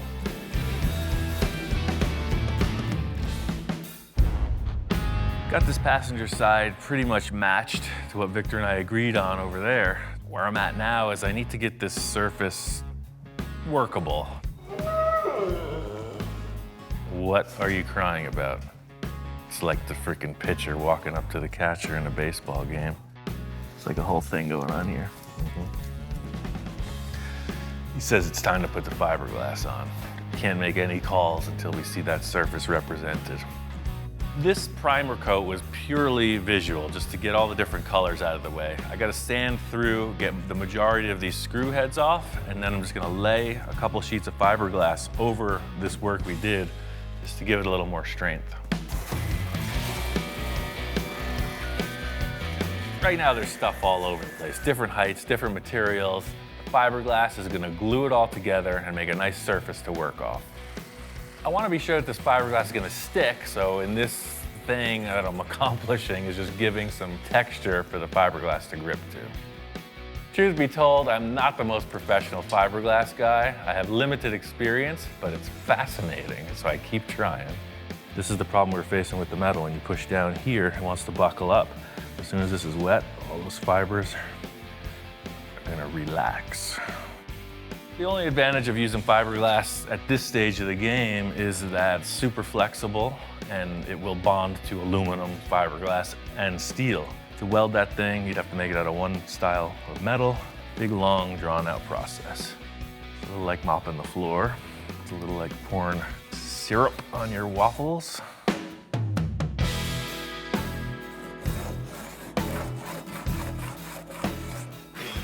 I laid up that fiberglass, it's set just fine. I put a quick skim of body filler on and cut it back just to see what our heights were. And I could see already, this taillight mock-up we did is gonna be way low. What I have here is this is the hip of the fender coming down, and the Porsche naturally dips way down into the taillight. I'm gonna just fiberglass right over these, and we're gonna have to cut new taillight holes. I feel good about this, you know? It's not just anybody who can throw a bunch of sheet metal screws and saran wrap and build a supercar, but watch me go. Everything looks so rough. I just want to get it looking more like a fender when Victor gets here. So this is less auto body tech and more fun body filler tech. Purely like icing on a cake. Fiberglass is hairy and scary. See, this stuff's a little bit smoother. As loose as it seems, I think it's starting to flesh out, and everybody's gonna understand why I went this way. The idea here is to just get these two fenders pretty close, get a good representation. You can see the rear of the car is fleshing out. It looks pretty freaking massive. Super wide, super low. I can't wait to show Victor.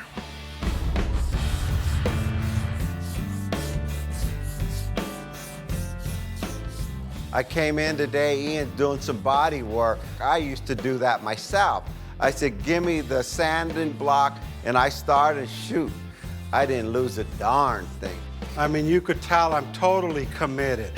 When's the last time you see me doing body work? It's good to see Victor getting his hands dirty, you know, doing some of the body work.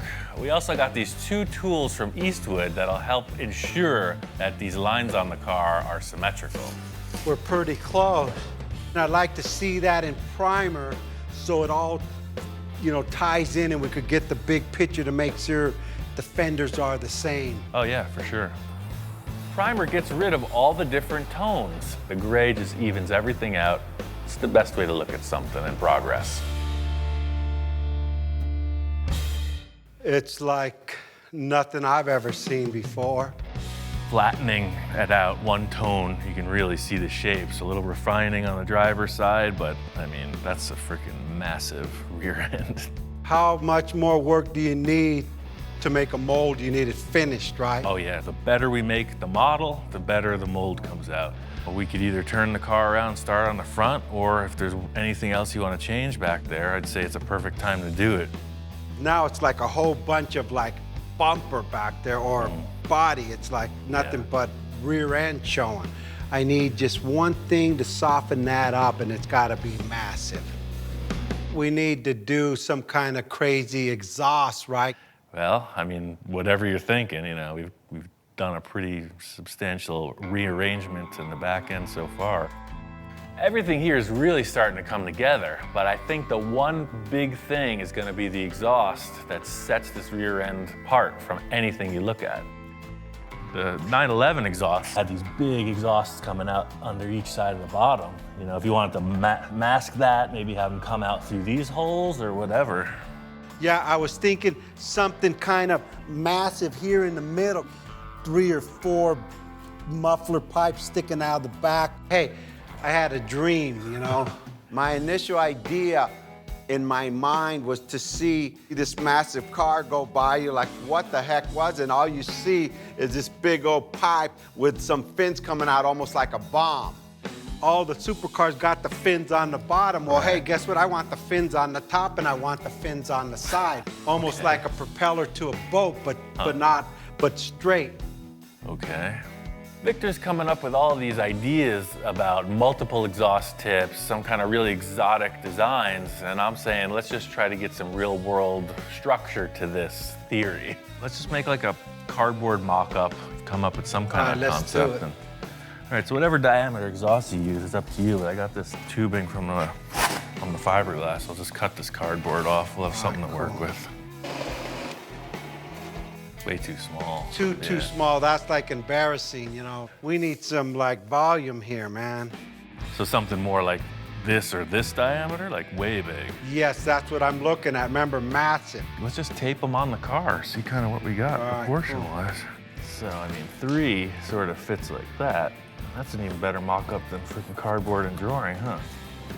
Well, stand back and look at that. I mean, 5-inch exhaust is pretty substantial. I was thinking of having a fin, and a fin, but I only need the fins on top, on the bottom, and the 2 on the side. And it changes the whole back end of that car. And then put fins on the bottom. Yeah, exactly, a fin, okay. Victor's description of this theory is pretty elaborate. It's a bomb, it's a jet engine, it's fast, it's hot. A little hard to figure out exactly how it's gonna end up. We're just trying to get this concept as close in the mock-up to what's gonna happen in the real world. Ian, I feel like I'm in arts and crafts. I failed arts and crafts in school. So this is the same size diameter as the tape, so I mean, that's a pretty substantial exhaust pipe. And you know what, as I'm looking at it, maybe 2 will do it. Check it out, stand back, see what you think. I kind of like 3.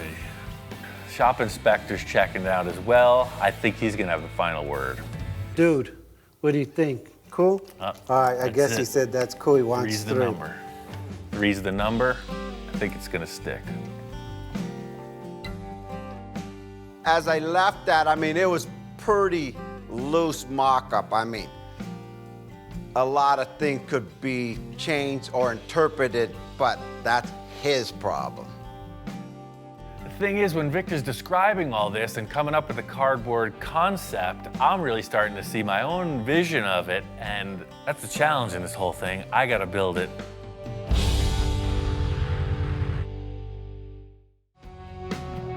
Hands down, this is a pretty loose mock-up. Victor and I decided on 3 exhaust ports with a series of fins. The rest is kind of up to me. So I got a bunch of scrap stuff from the metal supply. This is aluminum plate. It's 1/2 inch thick. They just had all these squares in the remnants pile and a bunch of these cylinders. All I had to go off was this cardboard template and a couple rolls of tape, so you could see it's pretty darn near that.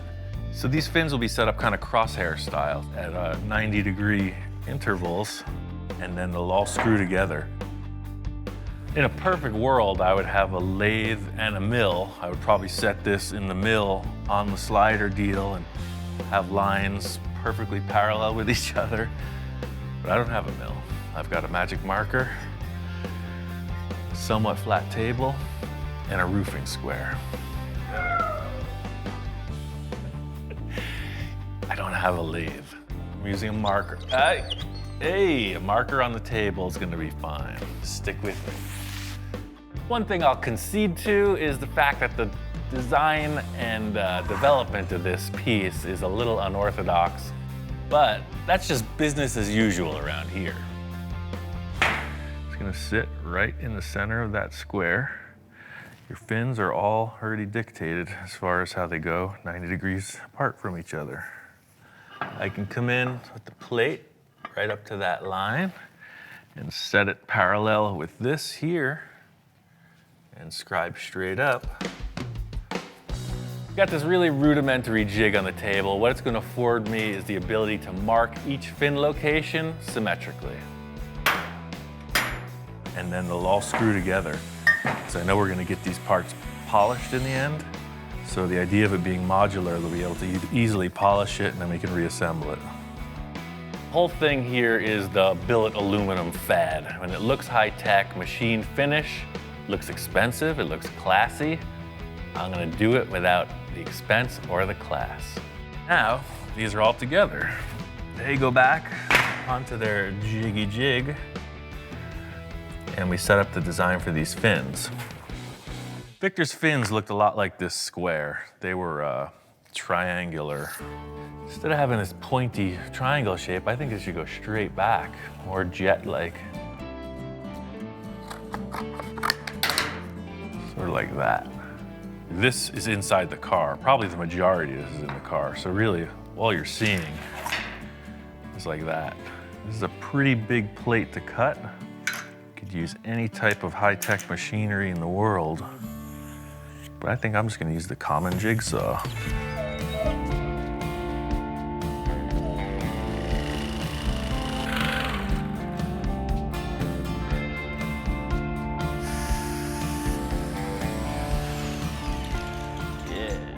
I mean, this looks good, but I want it to look great. I think I'm gonna take a router and then make a radiused edge on all this. The dog's head is spinning. I don't think he's convinced for one iota that this is gonna work. Hey, not too bad for a couple carpentry tools, huh? What do you think? That edge looks so cool, I'm gonna do the same to these tubes.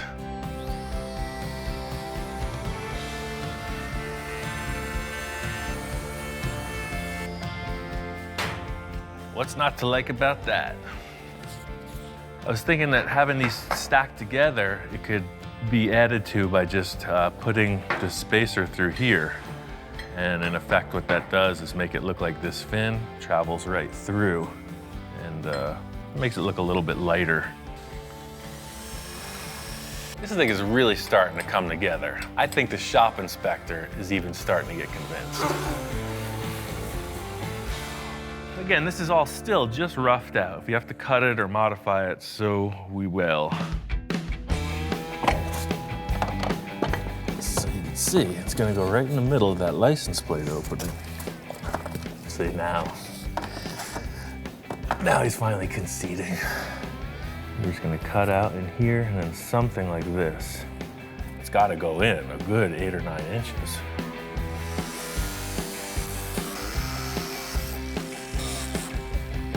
Aha! So the whole concept is these being the stock exhausts, we're gonna want something a little rowdier sounding, but we'll be able to work within the parameters of the stock exhaust setup, aiming right through here.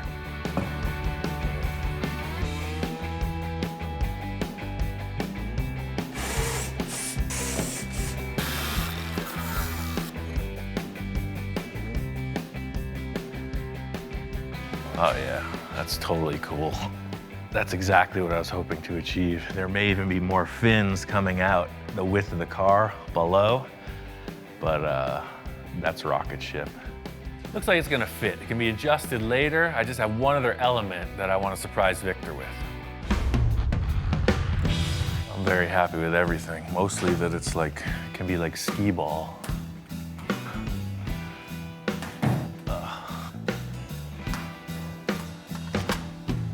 Ian, how's it going? Hey man, got that exhaust mocked up.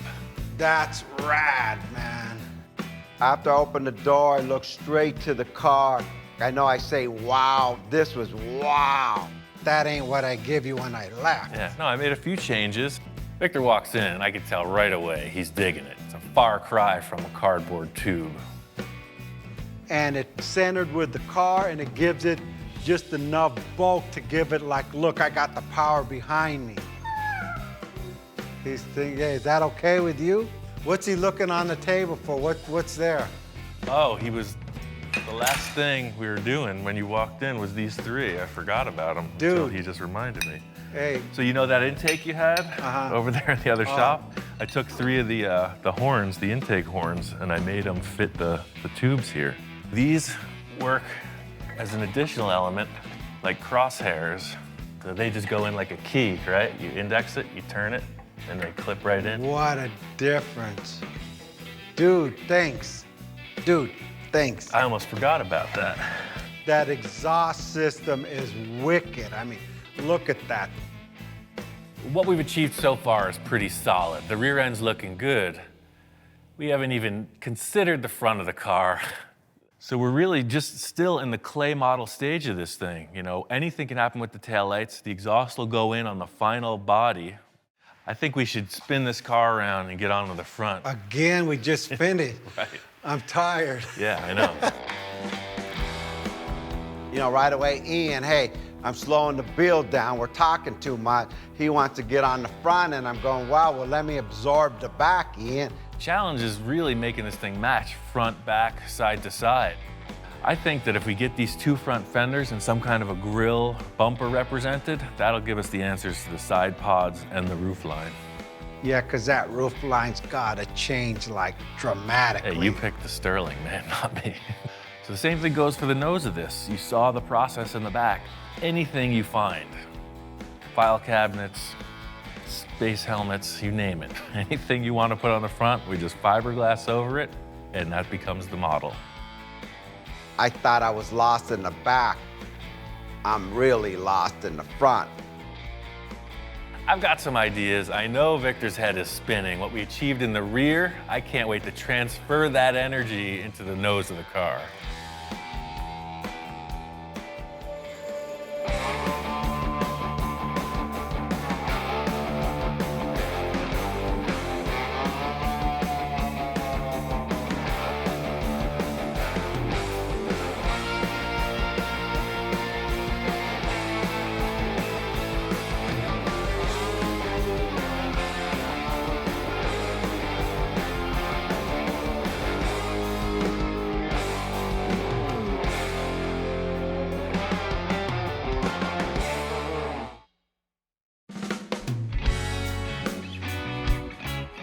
We're down the road on this crazy journey, and there's still a lot up in the air.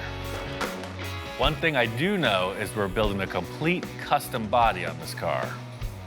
We're just going about it in a slightly different way.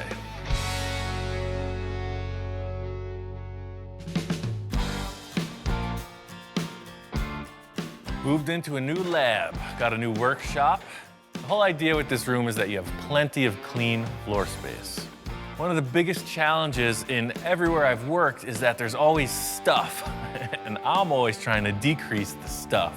I got my tools, I got my dog, ready to rock. The whole idea was getting this in the room, is now we are in the artist studio. I got the car up on these little roller dollies. We can spin it around, get up high, down low, nothing in the way. Because really, that's it. We gotta have that line, you know? It's gotta look good. Victor and I were up at Gene Winfield's. He had a whole bunch of fiberglass bodies, and I knew we had to go in that direction with this car. But Gene was molding cars that already exist, like a 51 Merc or a Ferrari F40, but we don't have that option. We have to create the car first. It's just like this car model. You know, imagine we had a full-size 57 Chevy, and we made a mold on it, we would end up with a car body just like this. We have to create our car body first. The cool thing is we can use any car part we want. We can customize it, hand shape it, whatever. It just has to be strong enough to build a mold on. We can move fast. We can make changes on the fly. We've never done anything like this before. I'm super excited. It's just gonna be a ton of work. The whole idea with setting up the car in the shop like this is it's gonna be a big debate between Victor and I as to how it turns out in the end. Set up these fenders just as a representation of something over the rear wheels. I know Victor loves the idea of this really low trough. You'll see the engine and the other components in here. This is directly in the way. First things first, I want to get into the rear portion of this design. Because it's a mid-engine, we both want to show that engine off, and there's a bunch of stock sheet metal I want to get out of the way, come up with some concepts for the back end. So this is an element of structure. I'm just gonna make it look way cooler.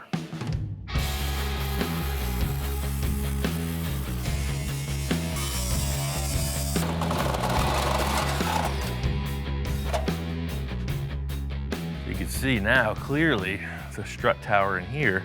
And if you look under the hood of any front-engined, car for the track, they'll have this flange that bolts on here and then a cross brace. So already you can see it's just, when you're looking at the engine, it's way better than looking at this big divider wall. What do you think? Dude's always on board, he's 3 years old, he's getting himself into trouble, banging his head into stuff. He's always putting his nose in my business, and I'm sure he's totally liking the smell of the fine German machinery. We don't get a lot of that, and I think he's just taking it all in. Hey, what happened to your face? You were such a cute puppy. You look like a boxer.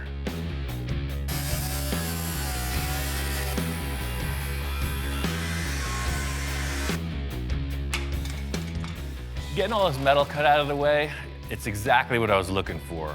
The engine will be exposed, but now I gotta put some structure in there, and I got a couple ideas how to make that happen.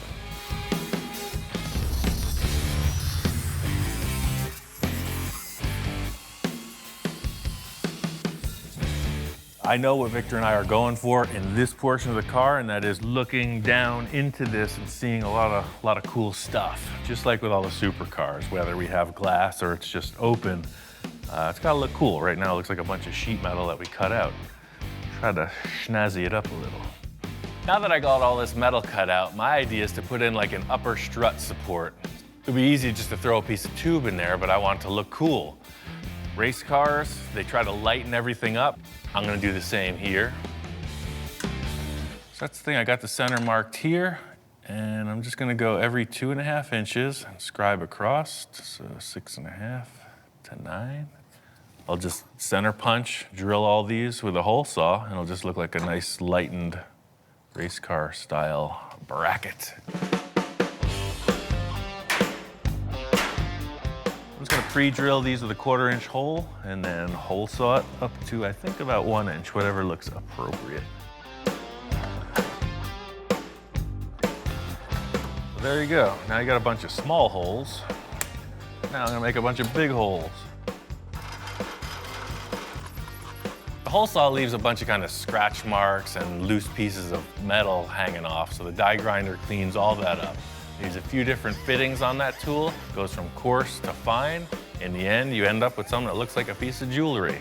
Boy, it just looks kind of like a, If this thing's sitting on the table, you don't know what the heck it is. Is it a musical instrument? Is it a weapon? Is it an upper strut support bar? Who knows? So the last thing I want to do is put a finish on it. Eastwood's got this cool surface finishing tool. It provides like a brushed finish. You hear like brushed aluminum, brushed stainless. You see it on your refrigerator or something like that. And I'm gonna use that on this piece of tubing. That is pretty cool. Now I'm just gonna weld into the car, figure out how that floor area is gonna be raised up. This piece needs to be super strong, so I made these gussets and I could weld them in on each side of the shock towers. The next step is twofold. I need to create somewhere to mount all of this rat's nest wire harness stuff and create something that looks cool that follows the design Victor and I are looking for. Paper templates are the time-tested thing for sheet metal fabrication, so that's exactly what's happening here. It's always easier to cut some cardboard than to waste metal. You got a little something hanging off your chin there. I love the idea of what we're doing here. It's because my thing with any hot rod is you got this big giant engine, you're seeing mechanical stuff. That's what we're doing. We're chopping the car down so that the engine components can transfer to the outside of the vehicle, and that's cool. Just laying this cardboard in totally cleans up the rear view of the car. I'm pretty sure this floor shape's a keeper, but I need to come up with some kind of representation of how the walls are gonna turn down from the fenders within my 3,000-pound paper folding machine. It's always easy to pick out what looks terrible. You just got to figure out how to sweeten it up, and that's exactly what this envisioning tool is going to provide. Ready to show this to Victor. We got a lot to discuss about the designs in this rear end. Ian.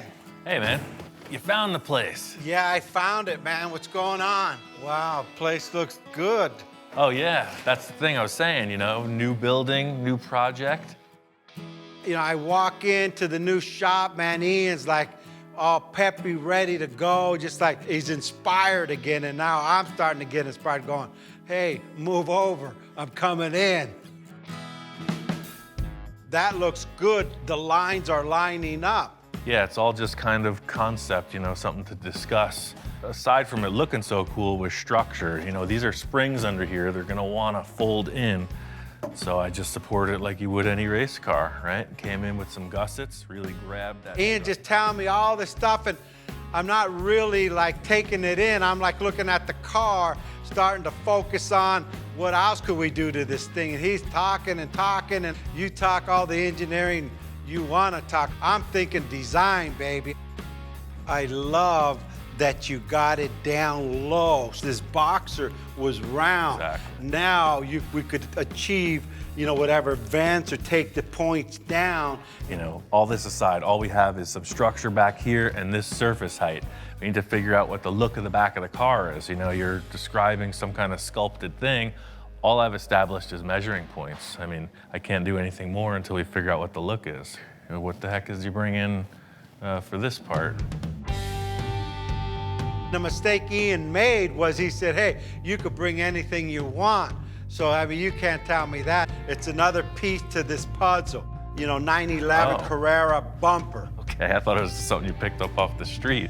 Oh, I see, yeah. Porsche 911. I was a little concerned because he brings in a Porsche bumper. We're working with a Porsche. We're trying to make something that doesn't look like anything out there. So, I don't know. I'm a little skeptical.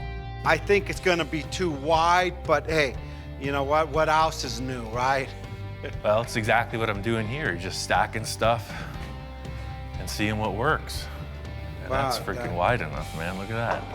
You know what? That thing ties right into the depth of the tires and everything. Completely. I mean, it's one thing to just say, oh, well, oh yeah, it's a Porsche, it'll fit, but you got these massive tires and it actually works. Once we put this thing up, it was like a revelation. It fit. To just put a replacement Porsche part on it seems like not accomplishing anything, but this is completely different than any Porsche that I've seen. I mean, already I'm seeing lines coming off of this that make the whole back of the car start to appear. I don't know what you're seeing, but I see now from cool. this point, watch, stand here, I'm gonna show you what I see already. Now as you come in here, guess what? These are rolling. Guess where this fender's going? Straight to here. Look at this. Look at how this... This is like a whole imagination station. That's exactly what it is, you know? It's like, imagine if we could do this and it felt like that, but it was more like this, etc., you know? He comes up with this dialogue and I cement some kind of a tangible thing, and then we modify it. What if we just took the Boxster fenders and just mocked them up? Maybe that curved shape can benefit us. You're right. I brought everything from the other shop. They're right here. If we're gonna go with this Porsche bumper, it's very round. It's in direct opposition to the faceted edges on this Sterling body. It's got me thinking about a couple other ideas. So you can see it's curved. It definitely takes over from that, but if you put it on, oh, look at that. Wow, that's ridiculous. It matches the diameter of the Look tire. at this thing, huh? Look at this, huh? That's pretty crazy. The rear bumper and the fenders are really a huge breakthrough because they're not the end result of what the style of the car is. We just need to create surfaces to sculpt off of. It's exactly what you're describing, man. It's like down, up, and over. The lines are all there. I mean, now it's an open canvas. We have a lot of depth to work with, so This is exactly what I needed, man. I'm gonna show you a couple tape lines that I'm considering with the angle of these walls, because that rear deck portion is quick and easy. The main thing I want to figure out is when you're looking at the car, what are the proportions? How does this engine bay get closed in? How does it flow into the rear quarter panels? Because that's a huge element of how the rest of the car is going to be styled. So this is the angle both sides will be at. This will just get moved over, trimmed out. These are our dimensions, you know? None of this is gonna be visible in the end. This is just gonna be a rolling shape that comes right out of that trough. Ian, what do you think about a slight curve on that? Well, I got the slip roller. Let me put it in there and we'll see. Look at that.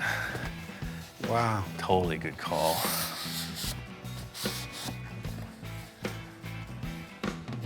Oh yeah, that changes it from being a file cabinet to a sports car, man. Now you can see it won't be such a tight radius. It's just gonna flow right out over, down into here, and then you already have your fender built. This is exactly what I needed. I was looking for that new thing that I had never tried before, and Victor's going all in on this. It's starting to turn into something really awesome. Well, if you're cool with that, I could build those panels out of metal, and we can figure out what these fenders are gonna look like. I can't wait to come back in tomorrow to see what he does with this. It just inspires me for the next part of this car. I got a whole bunch of more ideas on this car. We just started. Starting to fit up the rear view of the car, and the first thing I wanted to accomplish was getting this driver's compartment separated from the engine compartment. I got this panel in before I could get this structure finished for the side pieces. These tubes here are gonna be the support structure for the side panels we discussed. Victor's bumper idea, I think, is perfect, but what I had to do was suspend it and center it. I came in with some 3/4-inch steel tube and a bunch of small pencil rod, and now the bumper is mounted. This panel here is gonna have a rear window in it, but I don't know how that's gonna look until we get these sidewalls in. Victor and I are committed to this, so I'm gonna put the floor in and build the sides.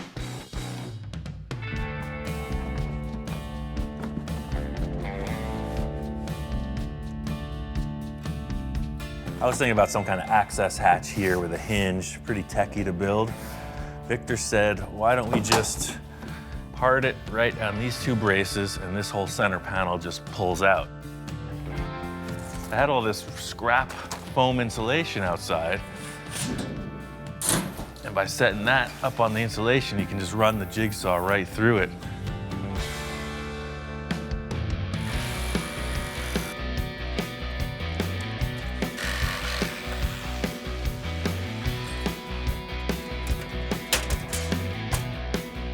I'm gonna do this whole portion of the car in aluminum. My plan is that it's gonna stay with the chassis. It'll never be molded in fiberglass, so I want it to look really bright and cool.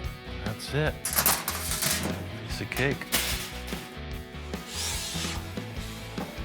So for now, these are just gonna get screwed down. It may hinge later, I'm not sure.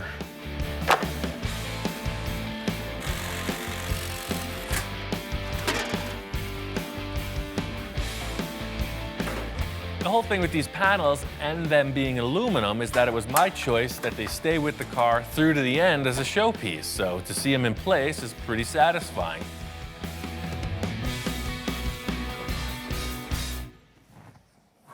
Just can never, I need like a holster for my magic marker. Like, whoosh. That's it, I'm taking applications now. Anyone familiar with leather work or anything like that? I'm looking for something size quadruple X. Quadruple X so I can grow into it. My senior years. That looks pretty good. I think to set this thing off, I really want to rivet it together. It's going to give it a real industrial strength race car look. But because this is a concept, I'm just going to mock them up with these self-tapping screws. It's a perfect starting point because the hole will later just get riveted back together. There's the last rear pan where the bumper goes. It's just going to slip right in underneath the other one. I know that this is not the finished product we're looking at, but you gotta start with a good base, and that's all this is. This is a background for whatever enhancements Victor comes up with.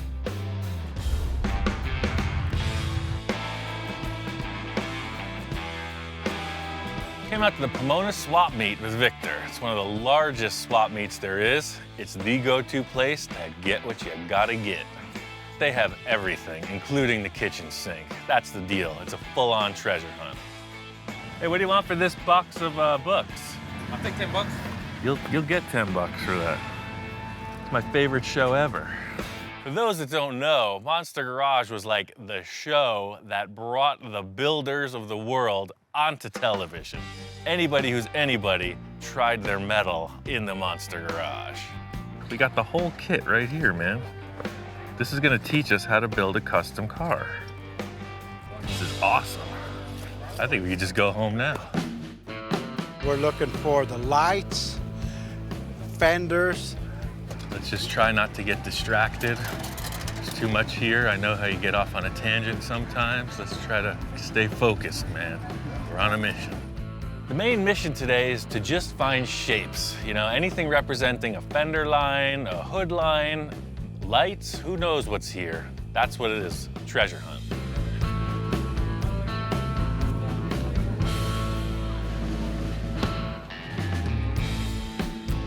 Now you know where I get all my crazy stuff. Yeah. This is like one of my main places to find all these parts that will fit any car that I got. Or I any like car how that professional their labeling is. I mean, definitely hit a few walls with that spray can style, man. It's too perfect. Here you go. Here's the radius of the front. I mean, there's a million other shapes in the world. Just because it's an old Plymouth, you know. Try to detach yourself, man. We're on the better side. Remember, we make old things back in the new things, and hey, that car would love to be a supercar. Yeah. When it grows up, it wants to be a supercar. I know when we get back to the shop, I'm gonna see that next to it. Check this out. I could be Ian Jr. That one's even better than mine. How do I look?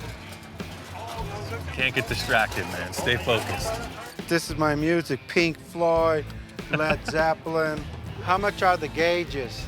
Check out that Manny Mo jack. Hey, Dan, how you doing? I'm Victor. Hey, I know that you want 1,200. All I got is 800 bucks. I know I'm rolling the dice here. What do you think? No. 9, no? All right, well, we tried. You gotta stay focused. Don't get distracted. No kidding. Hey, I still am a collector of fine art. I know. Victor's hearing what I'm saying. He's on the lookout for fenders. He called me over, he says he's got something. There you go, Ian, check this out. He pulls out these round fenders. I don't think he knew what they were. Right away, I spot them. How much do you want for the fenders? 60 for both. 60 for both? That's a good deal. The last thing Victor wanted was a Volkswagen involved with this car. Remember, we got rid of the whole chassis. Now he's picking up a couple of VW Bug fenders. He's going right back to where he started. So those are off a Volkswagen Bug. You said you're trying to get away from the VW stuff, but you know, I'm all about it. Well, I don't know. You don't want Volkswagen, you want a supercar, and then you're pulling out Volkswagen parts.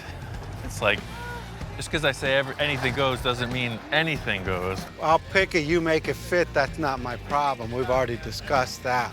Yeah. Not only that, but walking around, we're in our element. You know, a lot of people who watch the show recognize Victor, and some of them even recognize me, which is even cooler. Man, I like your program, man. Thanks, glad you like it. We're here looking at Hey, you. I own a nursery too, man, like you, man. Where at? Maybe we could do business. Probably Central Klamath area. Oh, yeah. Okay, what do you got? You got a lot of native stuff? Desert stuff. Oh, no, All right, good. We'll do business. We even trade cars. We can even trade some cars. You made my day, man. You made my day. Right on. That's what we're here for. Well, we got books, we got gauges, I got a hat. We got everything but the fenders, man. Bottom line is, this isn't about the world's greatest swap meet quest. It's about building cars. You gotta get back to the lab.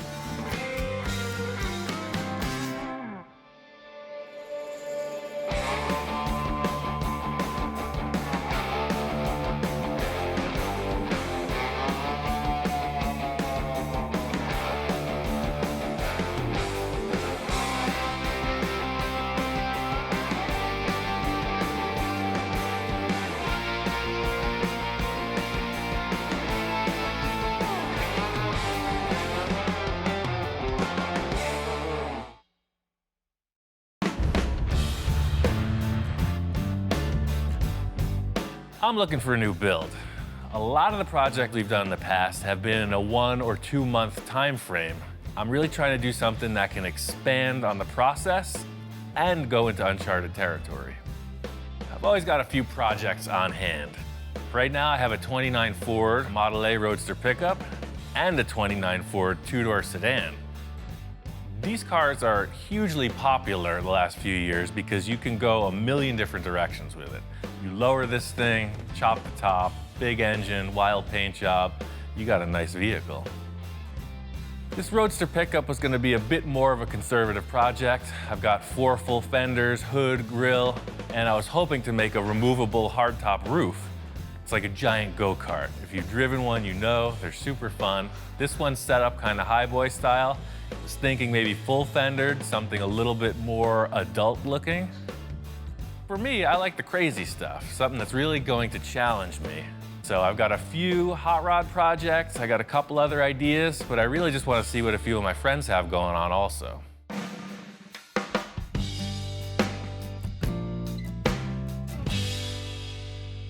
I put a few calls out, and the first guy to respond was my friend Bill. This thing is awesome. Isn't that great? Bill didn't tell me much about it, but he said it had a lot of character. And sure enough, pulling in the driveway, you're facing this ominous front grille. What's not to like about big trucks? This is what they call an R190 1953. I saw it at a truck show, and I loved it. I had to have it. And it's all original inside? It's very original. I mean, original motor, inline 6-cylinder. They called them a red diamond. I just couldn't pass it up. It was such a nice vehicle. And of course, you can do your magic with it. When you think big rig, you think tandem axles in the rear, just this big giant thing. But this truck has got like a giant pickup truck look. It's got a short wheelbase, but it has all the heavy duty stuff. And the winch that is awesome. Is a hydraulic PTO-driven winch. Big chain off of the freaking drivetrain. This is a really complete truck. Walking around checking it all out, it's all there. I'm sure this thing is roadworthy. Oh, and the interior is like totally nice in here too. It's not all beat to heck. Somebody took care of this. Fire it up. Yep, it's a runner. Take it for a ride. The whole thing about a big truck like this is you never know how it's gonna drive. So immediately stepping on the clutch, everything's smooth, it shifts really nice. It's got an air horn. I mean, come on, what's not to like about this? This truck is definitely an option, you can tell. It's got a lot of potential. Pretty darn nice. I don't know, man. Test drive is kind of the temptation. Well, don't have to worry about this, because you know me, I don't get rid of anything. Unless I just keep it unless you raise your hand. Next guy on my list was my friend Jack. He does all the upholstery for me, and unfortunately, he's got the car thing also. He says he's got projects galore. Hey, Jack. Ian, how you doing? I'm ready for a new project. What do you got? Well, I got a few items here. No, I've been looking looking at this 65 Rivy. Uh-huh. It's been sitting here for a while. Yeah, I love these cars. Jack is one of my clients that is not afraid to do the radical stuff. We proved that with his last project. I knew he had this Riviera. The sky's the limit with these cars. And we put a LS1 in it. Oh, cool. And I rolled a pan on the bottom here. I was just kind of making it a mild custom. It's got a great line. Especially, I love the rear quarter panels and the way the C-pillars come into them. He says this one's game. He's ready to rock on it, so we'll check it out and see what he's got. And 54 Chevy. Two-door hardtop. Right on. And I also have a Ranchero down there. Oh, 57 Rancheroo. I've got 3 projects. Right. And no, I don't have enough time. So if you want to take one of these and do it, it'd be fine. Well, I've got a lot of ideas for this and that Riviera for sure. My one main wish for this next project is something that I can really spend a lot of time on the fabrication aspect of things and the creative portion of it. Instead of just trying to pick one idea and run with it, I really want to develop something awesome. One of my other clients who got back to me right away was my friend Victor. He was kind of vague. He wasn't telling me what he wanted to do. He said, hey, meet me at this car show. Let's talk about a few things.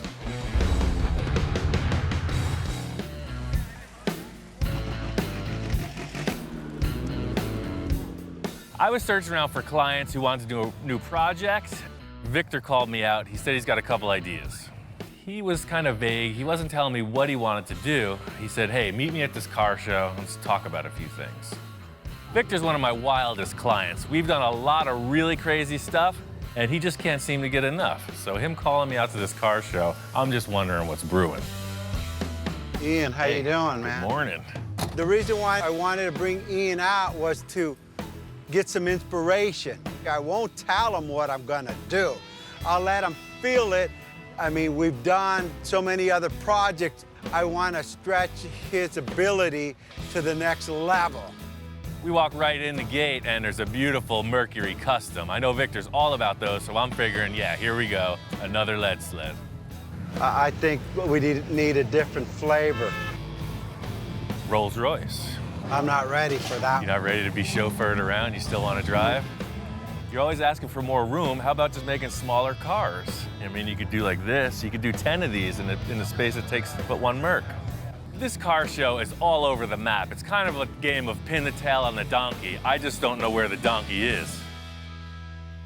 Yeah, check this out over here.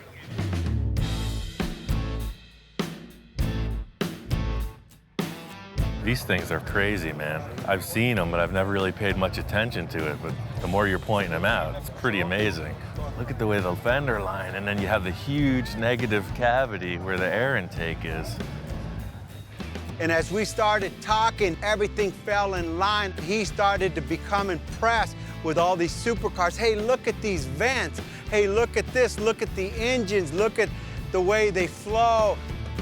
No, now I'm starting to get the idea of what you're talking about. All these styling elements will somehow translate it into that Volkswagen over there. It's perfect.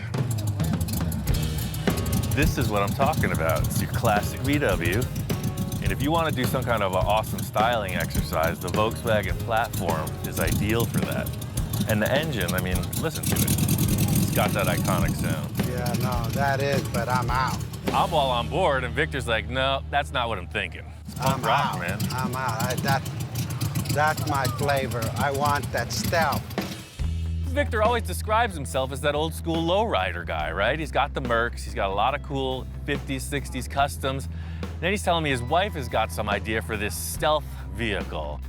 First of all, my wife said, honey, why don't you build a stealth? And I'm going, stealth, stealth. You know, the stealth bomber? I go, that's interesting. As I start to look at these supercar, Ferrari, Lamborghini, they have such a stance and a look that's just amazing. When they're standing there, it looks like they're going 100 miles an hour.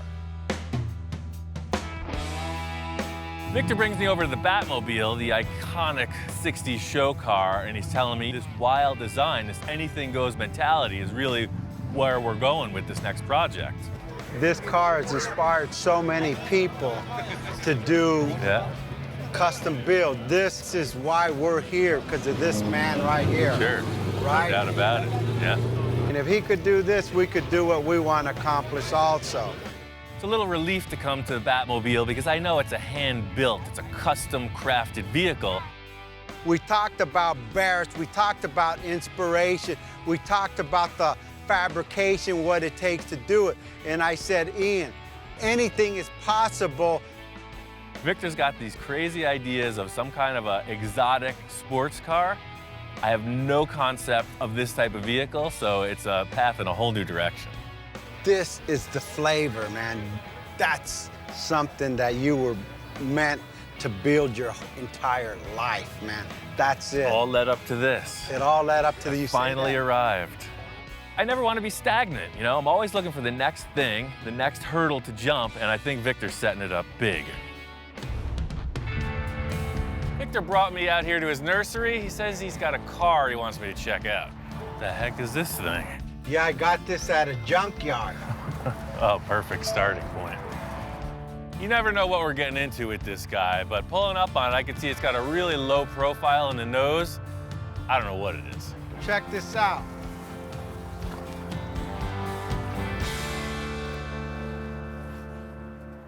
What the heck is this, a Sterling? I don't know, nothing. They just delivered it. They were gonna crush this thing. I said, no, no, no.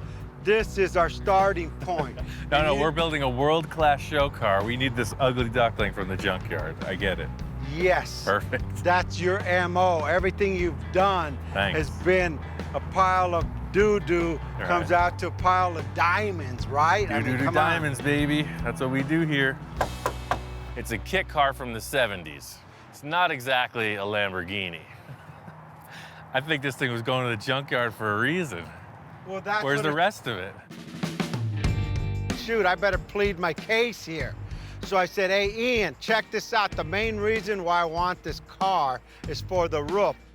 Oh, right, yeah, I've seen these before. I know exactly what this thing is. The main thing that Victor's talking about is how this roof opens and closes. It was disconnected, he wants to try it out. He's saying that that's the #1 selling point of this whole concept. I bolted the roof on, hooked the battery up to it, and who knows, let's see if it works. Well, I guess fire it up. Let's do it. Yeah, yeah, huh? Now that's what I'm talking about. Totally works. That's smooth, too. Yeah, yeah, baby. That's freaking cool. Yeah, then you get in. This is the coolest, ugliest car I've ever seen. See? Yeah, look at that flavor. I mean, look at that thing. That's cool, man. Supercar. I mean, the rest of it's irrelevant. That's what I wanted. The rest of the car means nothing. As long as we got this part working, we design around that and we got it. He says, don't look at anything else. The roof feature is what we're going with. We're building a whole car around this. Does it run? I don't know. You don't even care, do you? I don't even care. You just want to see these two motors work. I told him, hey, Ian, if you want to get it running, go ahead. I got to go to a job right now, so I'll beat you back at the shop in a couple hours. I have a lot more surprises that I'm going to show this man. Closing the capsule. Watch your head.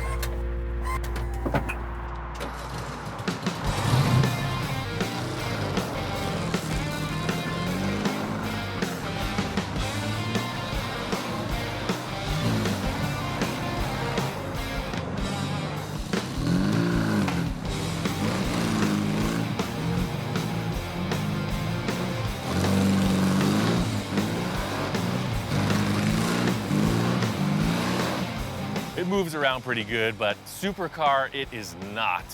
I can't wait to get it back to Victor and see what he's got planned.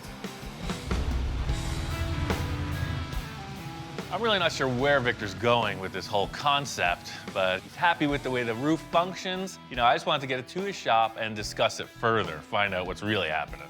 Hey, Ian, you beat me back to the shop, Dude, man. I got this thing running. I drove it all the way here. Everything about it works. The roof opens. It's all about just changing the look of this thing. I'm glad to see you got it running, but I'm not really concerned with that. Let me show you what I'm thinking. Remember, I don't want a kit car, and I don't want a Sterling, and I don't want a Volkswagen. I don't like anything in the front end of this thing. Nothing. Me either. We're looking at the front of the car, and he's like, I don't like any of it. We're gonna delete this. He comes around to the back. He says, I don't like any of it. We're gonna delete that. He's looking at the sides. We're gonna get rid of most of this, and we're gonna enhance everything, which is a pretty vague description. I hear you, man. All we gotta do is change everything. Typical story. I got a lot of ideas, but I don't want to really spit them all out or tell them to him, because I want some of his input too. Remember, we're building a supercar. We're not building a 50s custom one-off, one-of-a-kind, That's the what most I love awesome about car this, out right? there. Yeah. With all the other stuff I considered, that's why I was hooked on your idea at the car show, because, you know, it's kind of like what we're doing with the customs. There's no rules. It's just a different shaped car.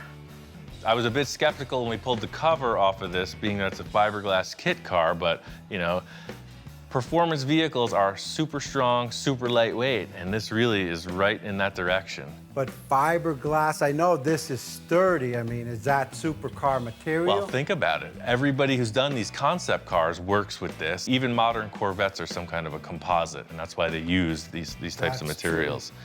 We haven't built any cars out of fiberglass, and I think it's a really good challenge. It's unlike anything I've ever done.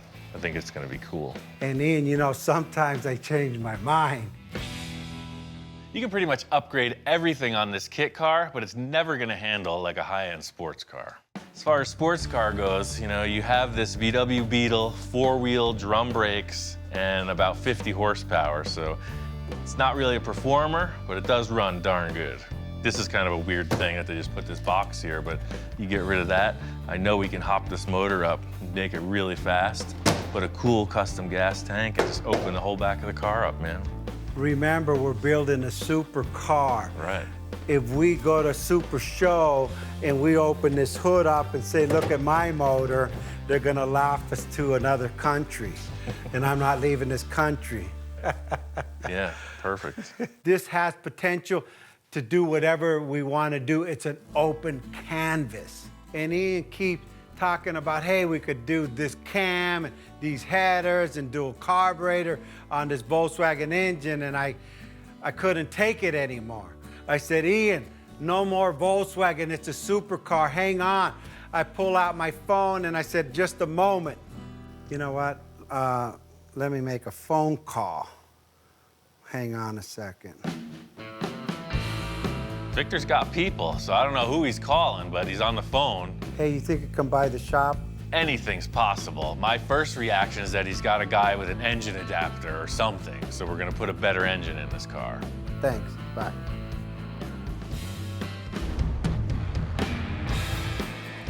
Check this out. Wow.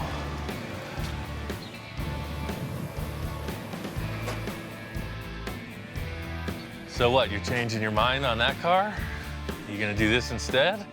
No. This is the donor car. What? I'm walking out and there's a nice Porsche Boxster pulling in. I figure the trunk is full of stuff for this vehicle in the garage. And Victor's like, no man, this is the stuff for the vehicle in the garage. So the whole idea is we're just going to build off of this thing and then create the shapes that mimic that car. I get it, right? No. We're gonna tear this whole thing apart, fender, top, glass, everything comes off. So you want to cut this whole thing apart? Yes. You gonna cut the car apart. I'm gonna watch. I'm committed, even though I'm getting pressure from every end. Even Ian's kind of like, hey, you like crazy? I don't know what to say. You sure? I wanted to start with a good foundation. I mean, we got a new car. It's a 2000 Porsche versus a 1970 Volkswagen falling apart, riggedy-raggedy car. I want to take the best of both cars, Ian. That's pretty crazy, man. You're up in the game once again. Can I drive it around for one night? Can I go on a date? He wants to go on a date. You could have the thing, because you're going to cut it apart. Dinner? Well, it still runs. Wow. I don't get this opportunity often. It's pretty tight in here. It's built for a slightly smaller person. Yeah, I want him to drive it so he could feel what I'm talking about. All right, see you never. I quit. Now he's never gonna wanna tear the thing apart. This is a whole new thing for me. I've never driven a car like this. It's like tight, super low to the ground. The way it shifts is amazing.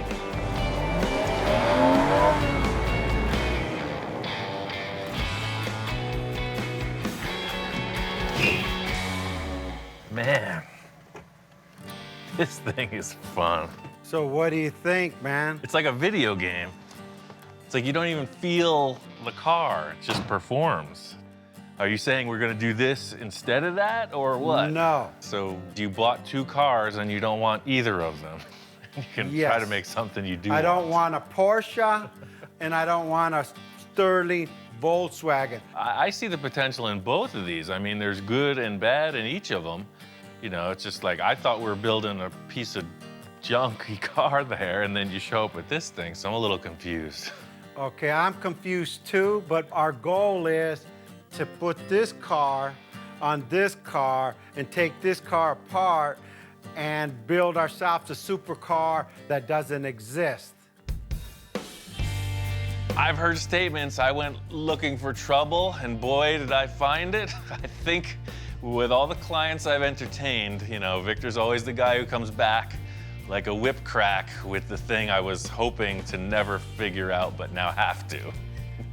We built things that didn't even exist. Hey, you even made me furniture. Yeah. So why can't you make that into this and this into that, or vice versa, or up and down all around? Does that clarify it, or do you want plans now? Crystal clear. Yeah, it's perfect.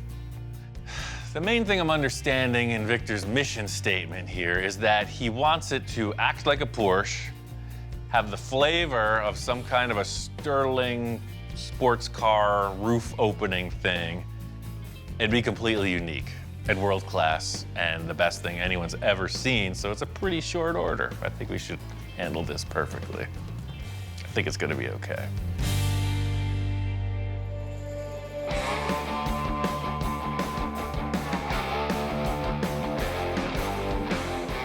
I really love the idea that Victor is just all concept on this. Most of the cars we start with, it's like chop, section, lower, that whole deal. He's not talking about any of that. He's talking about creating a whole new car body.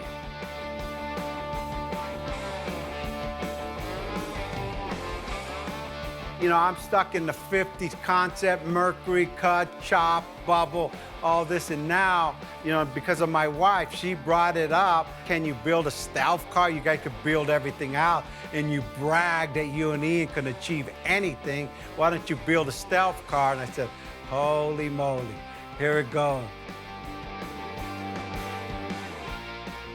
I'm both intimidated and excited. This is pretty high-end stuff in my world, and there ain't nothing to it but to do it. We'll figure it out as we go.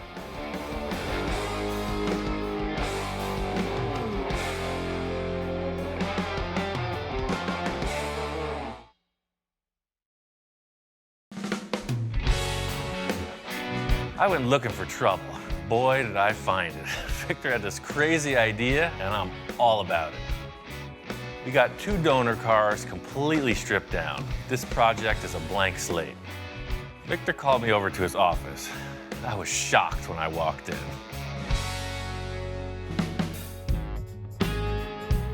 I guess Victor is taking us to the next level. His whole office appears to be covered in little pinups of all these different supercars, and I walk in and his hands are going everywhere, you know. I want some of this, I want some of that, going on and on. He's definitely a passionate man. I'm looking at all the literature, the internet, anything that had to do with supercar, and I'm taking pictures and pinning them up in my office. Ian can't draw, I can't draw. I'm good at drawing stick men, you know, that's where my limitation is. But my nephew Vinny, he's a graphic designer, and he could take our thoughts and put it on the paper so we have somewhere to start. So I want it to kind of look like this, this, and this. I just can't wrap my mind around how we're gonna take a Sterling and a Porsche to make you a supercar. So I just need to know, what exactly off a supercar did you want? I just need you to transfer my thoughts or whatever I tell you into paper. I'm gonna take a piece of this car, a piece of that car, the headlight of this car, the tail end. I've been through this before. You know, Victor likes to come into the shop, throw out a bunch of ideas, and just leave, you know, and I come up with something. I got the ideas, I just can't put it in writing. He works well with his nephew also, just a totally different style in this part of the project.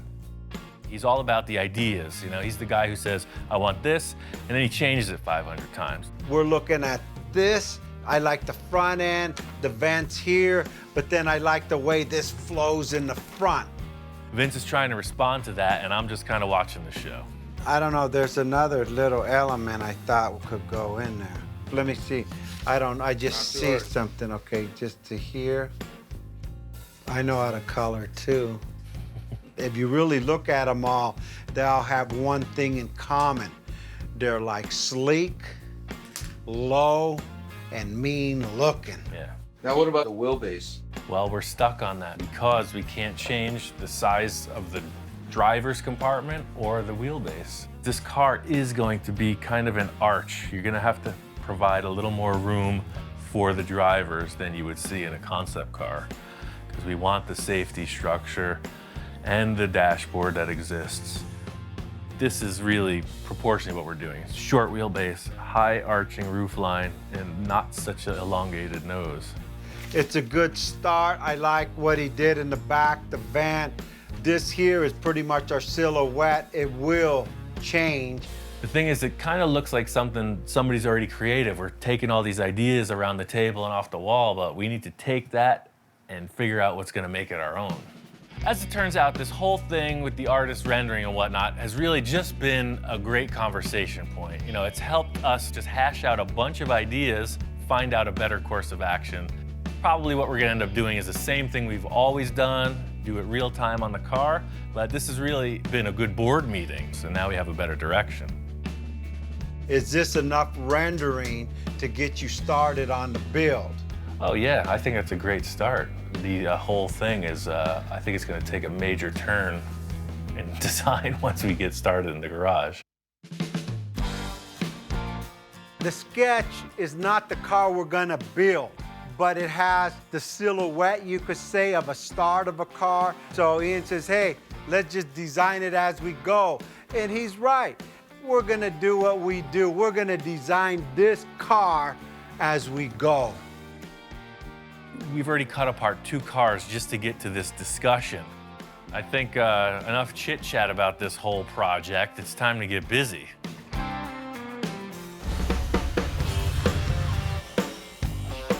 We decided we're gonna build this whole car around the roof. I gotta get this thing into position and then decide what we're gonna do. The dictating factor is going to be how low I can get this in the dashboard section. If you got to raise the back up a little bit, so be it. But you can see the back's real low. If I can get the front even closer, then we're where we want to be. The whole thing is trial and error. So fit up the roof, see where it's hitting, cut that back again, back and forth.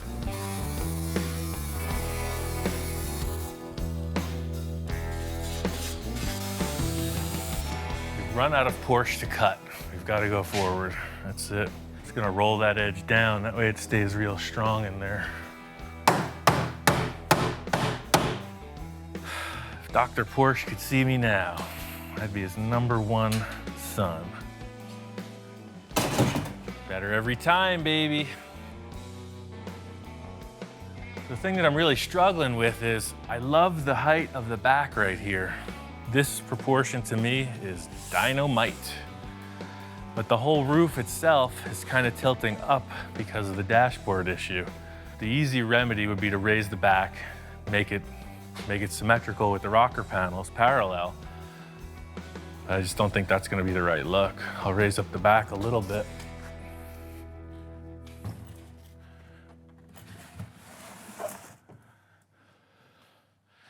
So now what you're seeing is these are fairly parallel. My whole issue is if the roof itself was about 2 inches lower, I'd be a happy camper. We just can't drop the front anymore. The dashboard is here.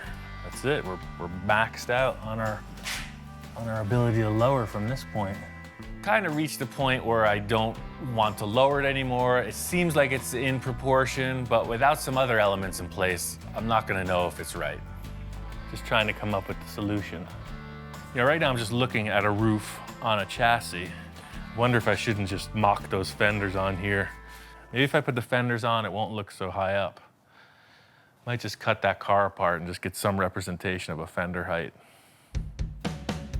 Stepping back and looking at it, the roof seems to be in proportion, but there's nothing else representing the body of the car there, so without some fender lines or anything else, it's a little hard to judge. There are envisioning tools everywhere. You just need to know where to see them. And look, there's 4 of them right there. Let's go. The fact that this belt line on the Sterling is kind of matching up with the Boxster stuff, I'm thinking maybe some other panels will help out too.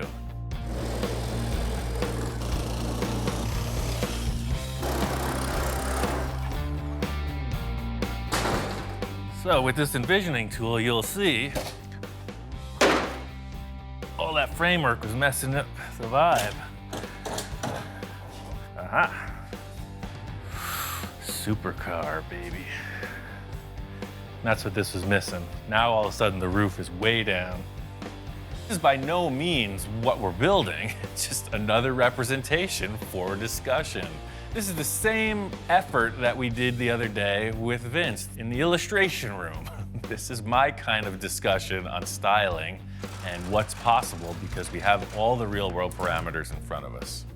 So there's a lot going on here and I'm really digging it. I think my favorite part is the rear portion, most specifically the height in here. I know we're gonna have a big hollow in there, and really at this point, the whole rear end is just pure potential. Got your hips coming in, trough to see the engine, whatever back window there's gonna be. But looking at it here, you see the roof? You know, it's got kind of that pyramid shape where it's coming up into the roof height. Doesn't look too flat, doesn't look too tall. These are just representations of proportions, parameters, surface heights. The look of everything is gonna get changed. One thing I notice about supercars is that they are ultimately low profile. Looking at this thing, the proportions are a bit off. It's critical that the stance is right on the money, especially from the starting point. I gotta lower this thing. A lot of times when I build a lowered car, I'll just bottom it out, create the body around it, and then raise it up. I think we're gonna do the same thing here. Victor and I already discussed, he's going for a whole suspension upgrade. I don't wanna disassemble anything, so I'm just gonna cut the springs out of this and drop it. Oh yes, and again, when you can't get the floor jack out, you're just right. At this stage, I've mocked up a lot, but that doesn't even begin to tell the story of how the car is gonna flesh out. What we've represented is a series of panels, ride height, anything goes from here.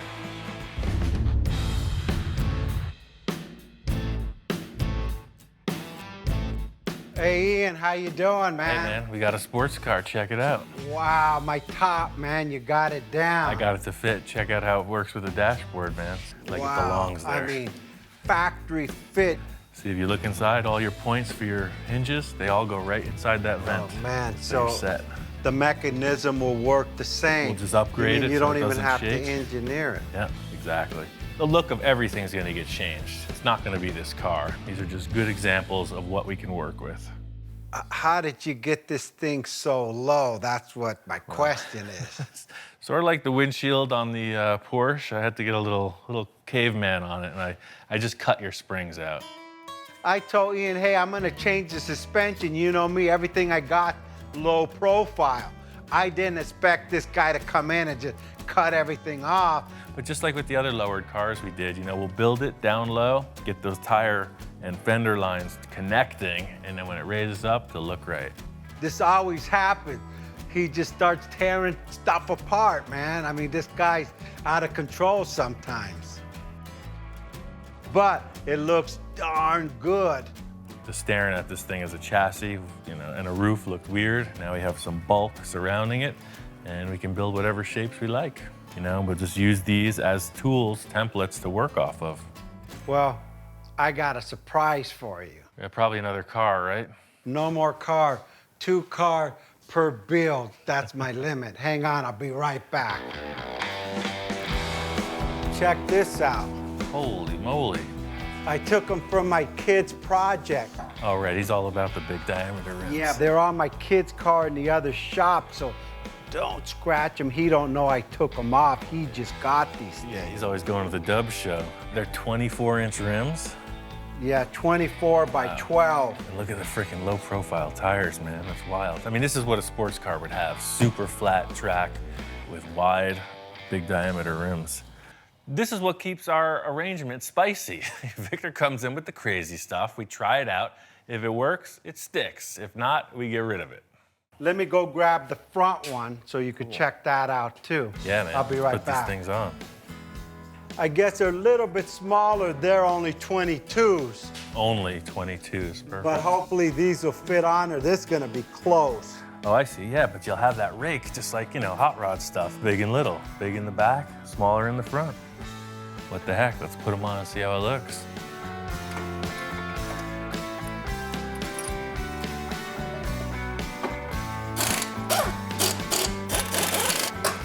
Totally different attitude. Well, you used up all your clearance, man. Can't get no more than that.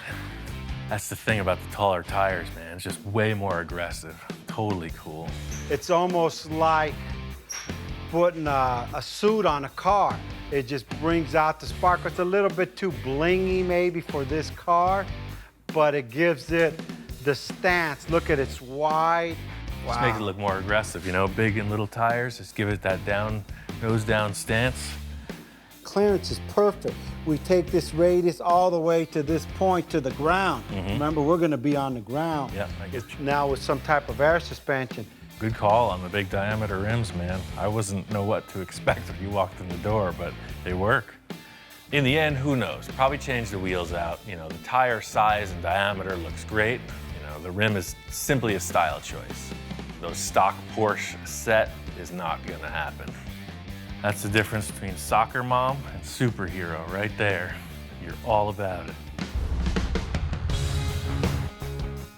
Victor and I are committing to the size and diameter of the wheels and tires. I'm not 100% sure about the styling. One thing I know is they're expensive. I'm gonna cover them up and work around it.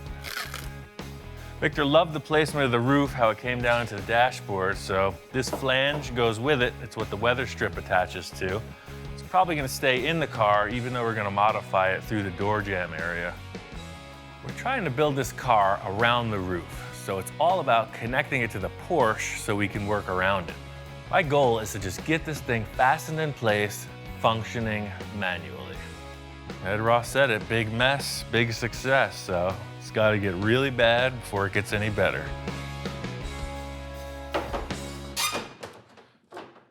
I'm gonna do 4 risers, just because there's 4 bolts.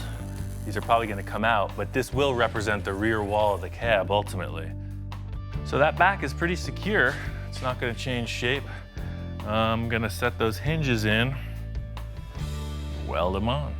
The thing is, I took this section out of the Sterling complete, the whole thing with the hinge mounts, etc. The idea is it's in perfect alignment.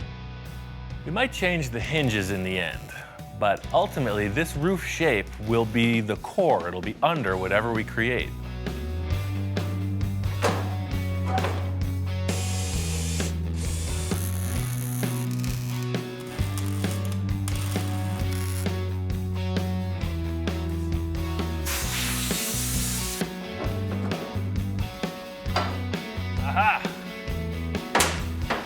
It works. All right. To the bat cave. Perfect. For me, this is where it's at. Now we have a bunch of stuff on a car. It's time to get busy. Fits like a glove.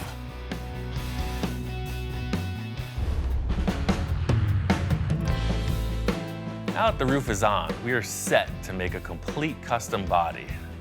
With all the concepts Victor's talking about, I think fiberglass is gonna be the perfect medium to build this entire body out of. It's gonna be a new challenge, but I think I know the guy who can point us in the right direction.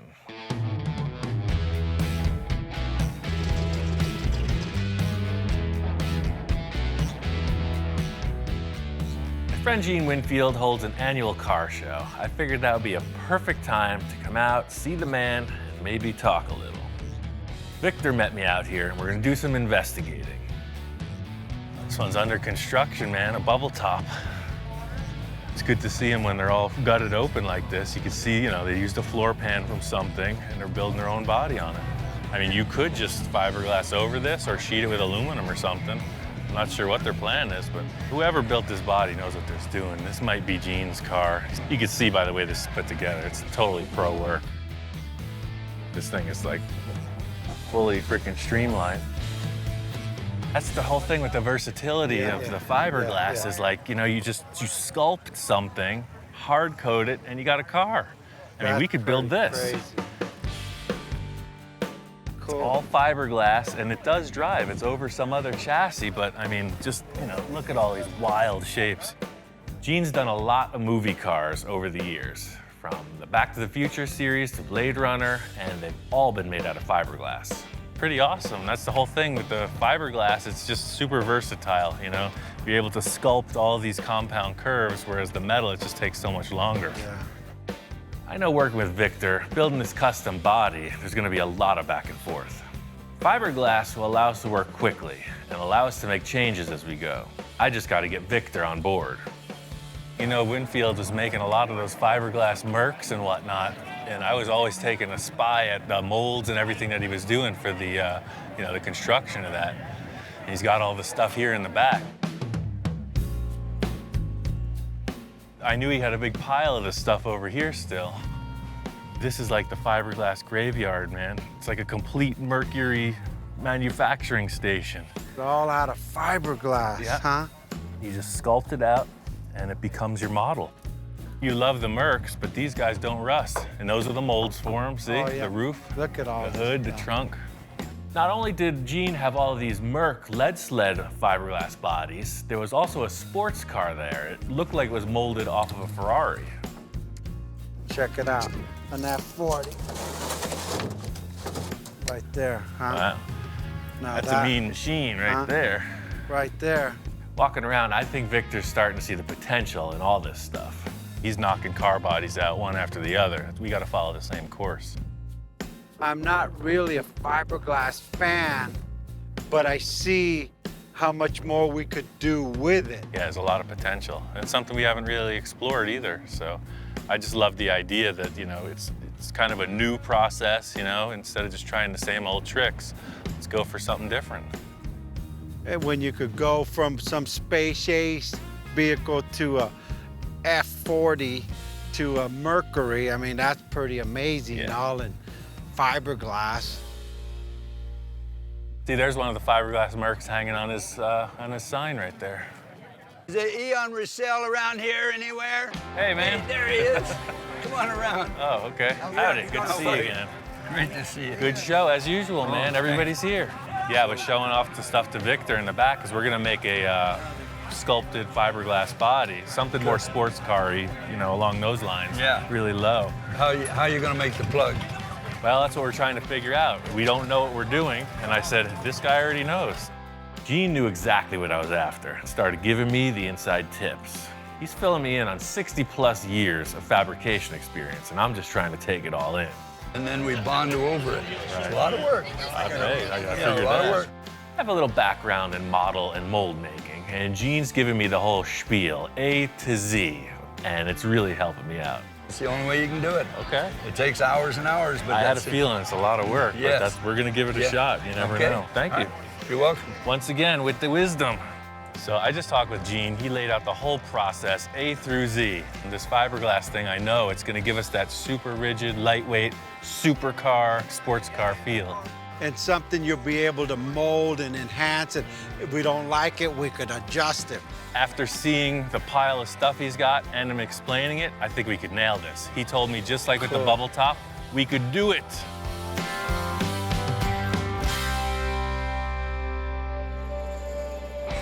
Oh, you need this thing right on the back of your Merc.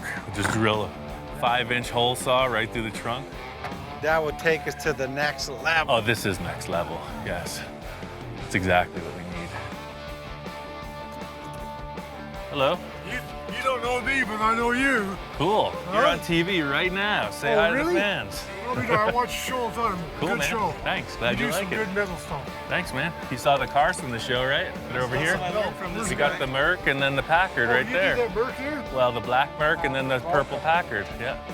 Best lesson I learned from you is to get the big pizzas because it makes bigger templates. Right, exactly. That's perfect. See, that guy's an old schooler.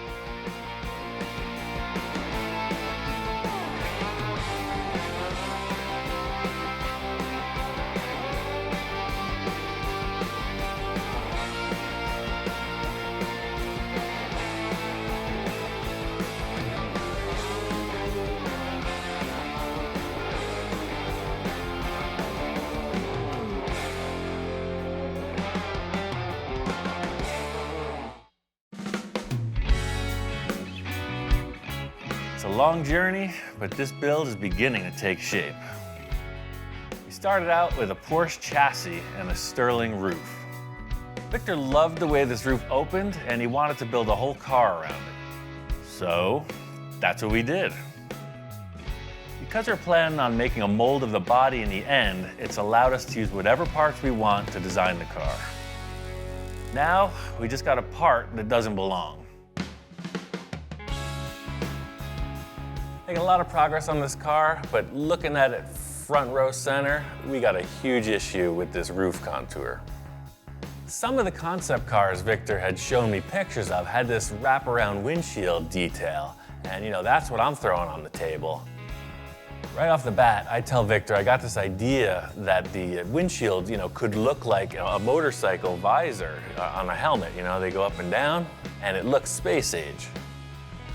So by putting this round window, like you said, like a windshield of a helmet, right, that will match this perfectly. Oh, Everything's curved, supercar, wrapped around window. The window comes up to get in and out, man. That would be like off the chart. So can you achieve that? Well, I don't even ask. My question is, when? When are you gonna do it? Well, I think first we'll have to make a paper template.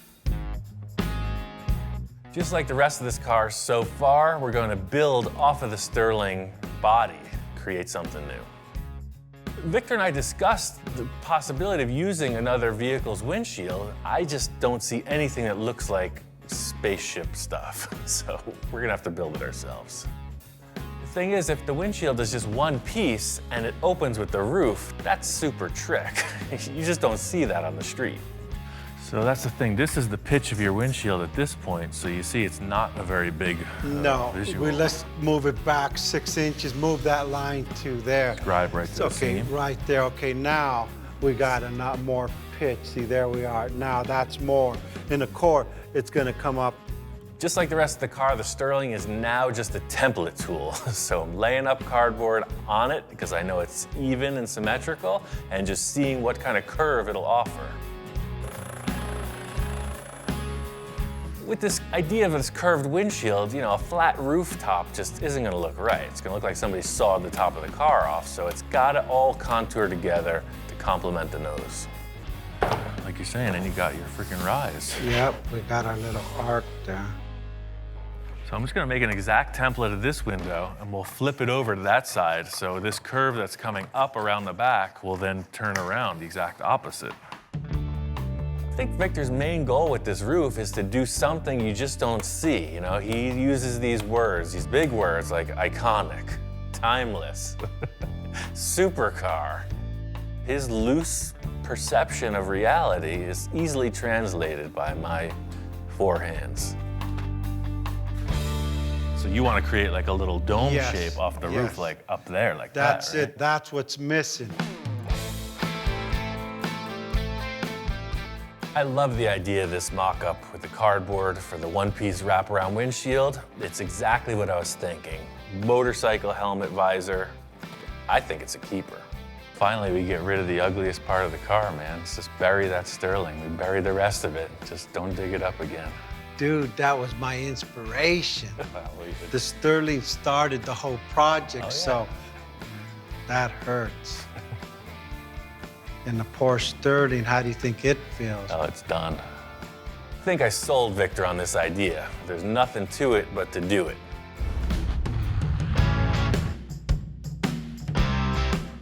I sold Victor on this concept. All I have to do is accomplish it. So this is the template for the windshield. You know, this cool visor-like wraparound deal. The challenge here is getting this template into a good plastic template. It needs to be like a rainbow. The plan here is to get down with my bad self. I got some acrylic sheet. I'm gonna make a better template that should represent this windshield in its three-dimensional grandeur. The reason I'm using acrylic is because it's very representative of how any material that supports itself will curve. The potential to create a glass piece in the end is totally possible by forming this out with acrylic sheet. Like I was saying with the paper template, this acrylic template still needs to be refined. The main thing I was working with here was this surface and the wraparound to create the new roof. You can see here, all these mismatch in spaces is just the simple second time around on the template. All I have to do is just take a tape order and increase it by that much all the way around. But that's the thing. We had to know what the plastic was gonna do on the roof edge before we could build it. I'm really happy with the way this windshield experiment is coming together. The whole thing is getting the roof contour to complement it. That's what's really gonna sell the concept. We know what the windshield's gonna do as far as what the acrylic template will allow. And now to build this top of the roof contour, you know, there's a million ways to go about it. You know, my first thought, maybe find another car roof, or maybe a giant shape that has this dome I can splice off and use. But I've got another idea, and I really wanna try it out. Nothing says supercar like a big bundle of cardboard on the roof. I had 10 gallons of this stuff from another project. What it is, it's a two-part expanding foam. So sort of like you put your catalyst in the body filler and mix it, that's the same process here. It's 50-50 ratio, one part to one part. I just don't really know how much it expands. Like, will this amount become that amount? I don't know. I like experimenting, bottom line. So if I do 2 of these of A and B, that's a gallon. I think 2 gallons.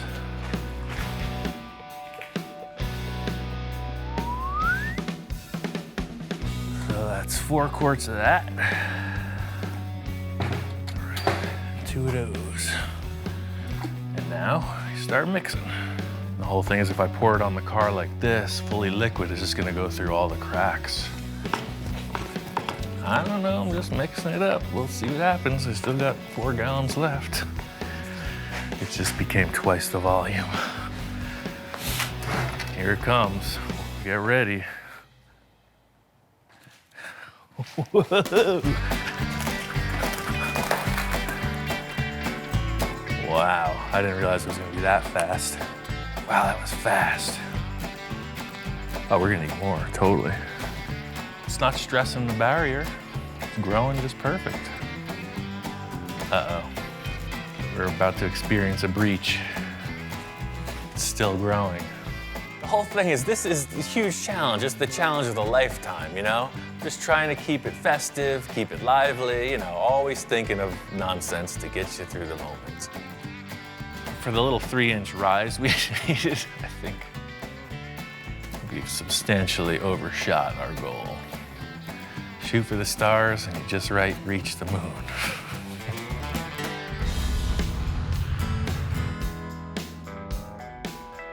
What we have here is a giant lump of expanding foam that is cured on the roof of this sports car. I think it's pretty clear the muffin is cooked. Definitely like one of those things you see coming out of the oven. Totally strong. That's why I use this foam, because it'll be able to be carved back and be a really good base for whatever we do, mold-wise. That's like Christmas morning. We're unwrapping that gift you didn't want. That gift from Grandma, you know, the socks or the slippers, that's what we're doing. We're just, how am I gonna work with this? Time to get medieval on this. the great sculptors of yore, starting with a giant block of marble, I will create a masterpiece. Crazy thing is I only need about that much of this giant slab, so it's gonna take a while. It's safe to say I overshot the foam element considerably. This is a lot of work cutting it back. It's pretty dusty. The good thing is I got these big air cooler fans from Portacool, and they are moving the air and keeping things fresh.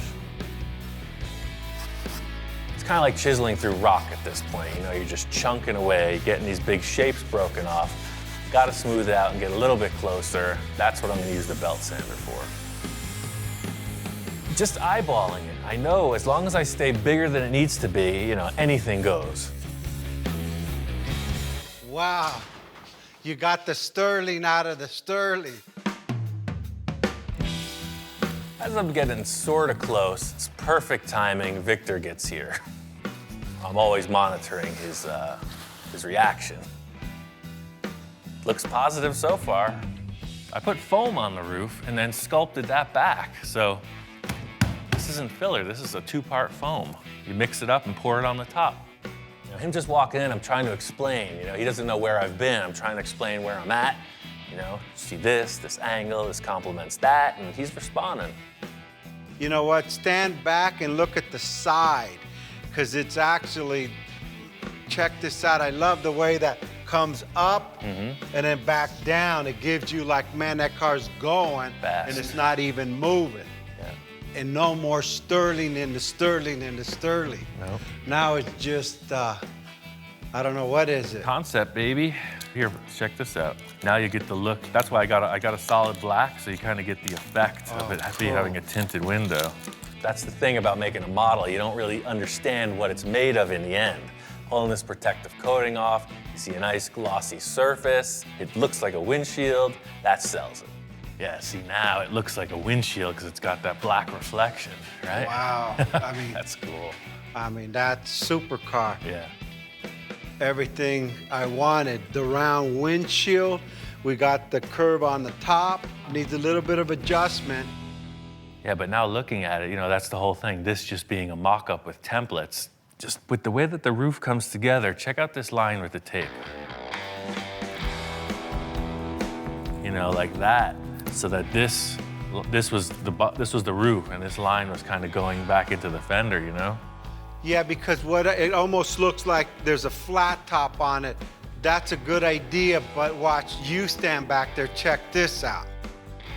Victor's always talking about when you walk in the door and look at it, where does your eye go? What needs to be improved? He's saying that the windshield in the rear portion could be contoured a little, could be swept down a bit. And the more he's laying it out, it makes perfect sense to me. It does look way more streamlined. Let me spray that top of the window gray. We'll peel back the tape, and then we'll know what we're dealing with. This is exactly why Victor comes in periodically. He's not there for the monotony. He comes in, does a few checks, and then we move forward. And it gives you more roof. It actually looks like, you know, more structure on that thing. The modification in the back of this windshield area is just a perfect example of how things flow, according to Victor. One line makes the car look segmented, broken front to back. Another line makes it just follow through down into the rear portion. Yeah, so the whole thing is now on the other side of the car, it makes the roof look like it's just got a little cap on top. And by lowering that window line, it fits. Everything just flows right into the rear corners. It's them last little details to make these designs like work. Really happy with the way this roof concept has come together. There's just one more thing I got to accomplish to wrap this thing up.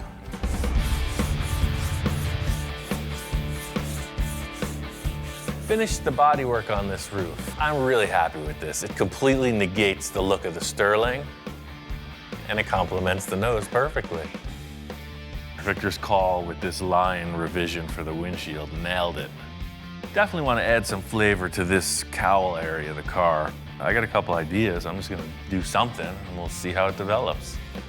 From the start, you know, Victor's coming up with all these crazy concepts, you know. He wants this or that or the other thing, but he doesn't give much solid direction in the beginning stages, so that's my opportunity for artistic license. You know, I got an idea about the way it should look, and I'm just gonna build it out. At least we'll get somewhere. Victor wants to revise it. We're threatening to run away from home. It's a hobo stick with a bag thing. You going somewhere? I guess so. Beat it, kid.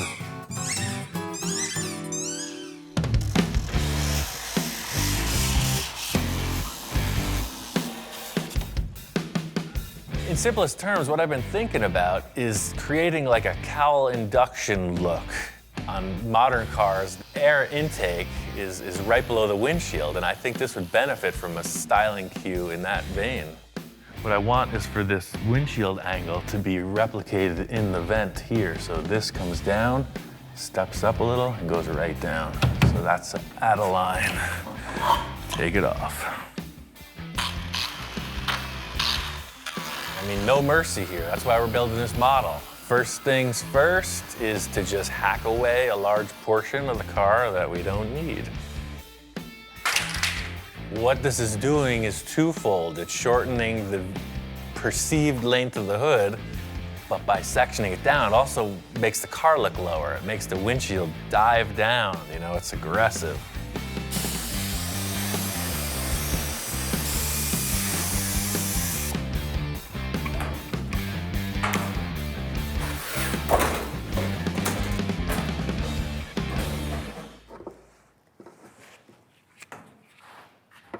I mean, that vent shape, that's it. I love that. I just don't know what the client's gonna say. He's a little back and forth on things.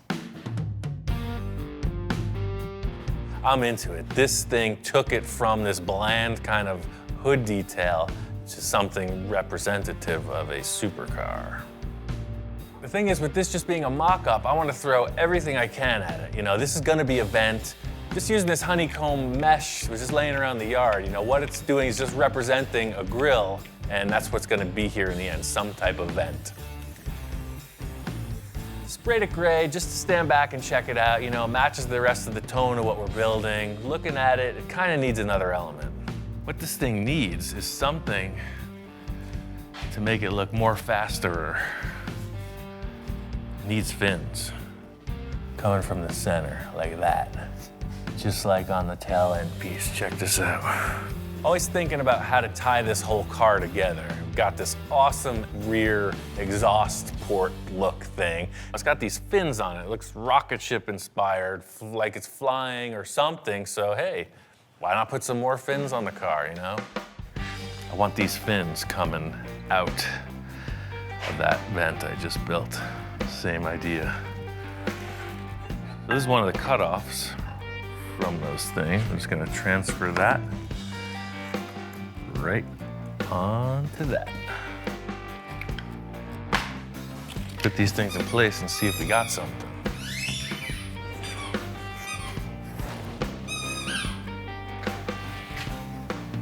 Oh, that's mean, that's aggressive.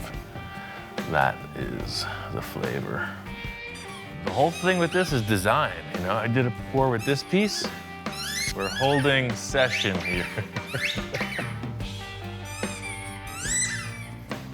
Can you just compose yourself for 2 more minutes? That's all I ask. As I was saying before I was so rudely interrupted, same process as I did with these. Cut it, router it, sand it down, put it on the car. Pretty simple.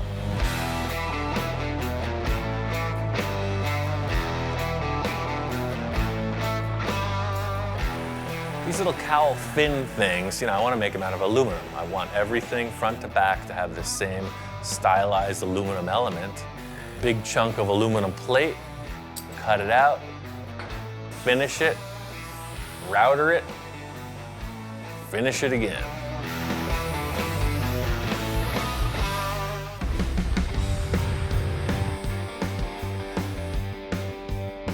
These little cowl fin things, I want to make them out of aluminum. I want everything front to back to have this same stylized aluminum element. I got about 5 of these things made, and just as I'm finishing them, Victor's here. Yo, what's up? What's happening? What the heck did you do to the car now? Well, we were talking about having an event, right? Victor, understandably, doesn't know what's going on. I'm working on these aluminum shapes, explaining what's happening. He's just kind of trying to take it in. Well, it needed something. To me, the hood was just looking too long, so I created this vent around the windshield. And what's this all about here? I don't think I want cardboard here. He's all questions at this point. I'm trying to describe it. It's like, hold on, let me just put them on a car, show you what's up. So just like with these cardboard templates, I made 5 of them, and we can space them out however you think is appropriate. They're oversized. So, something like this. That way it's like, however we fit it out, they look like they're jutting out of the vent, aerodynamic. What do you think? Yeah, I really like that. That's like, it gives it another dimension. Look at now the car's jewelry, like flying without flying. I didn't want a spaceship. I just want a supercar. You gotta know I'm in the spaceship business, man. Victor really likes this shape that I cut out of the front. He loves the idea of these aluminum fins. He's just got a couple ideas about their final contour. At this point, it's simply trim and fit. We're gonna make the taper on this double-sided instead of like the bullnose flat front, and it's very minimal. Same look, just a refined concept. Yeah, what a difference too, and by doing that, the air comes in through the, the front of the grille, out to the roof and over. It's like, I could see this in a wind tunnel. All these refinements look really cool. Victor's totally on board with it, Everything's really coming together. The big issue is there's a huge hole in the side of the car. There's nothing there. What's coming up could be the biggest challenge yet.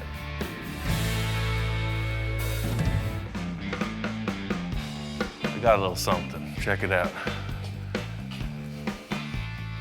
Carhartt collar. Oh yes, he's all about it.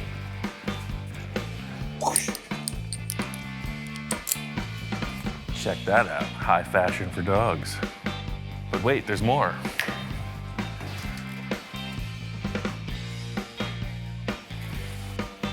You know what that is, don't you? It smells like a fresh, new dog bed. What do you think about that? Oh, yeah. Oh, wait, you're twice the size you used to be. You like it? Very good.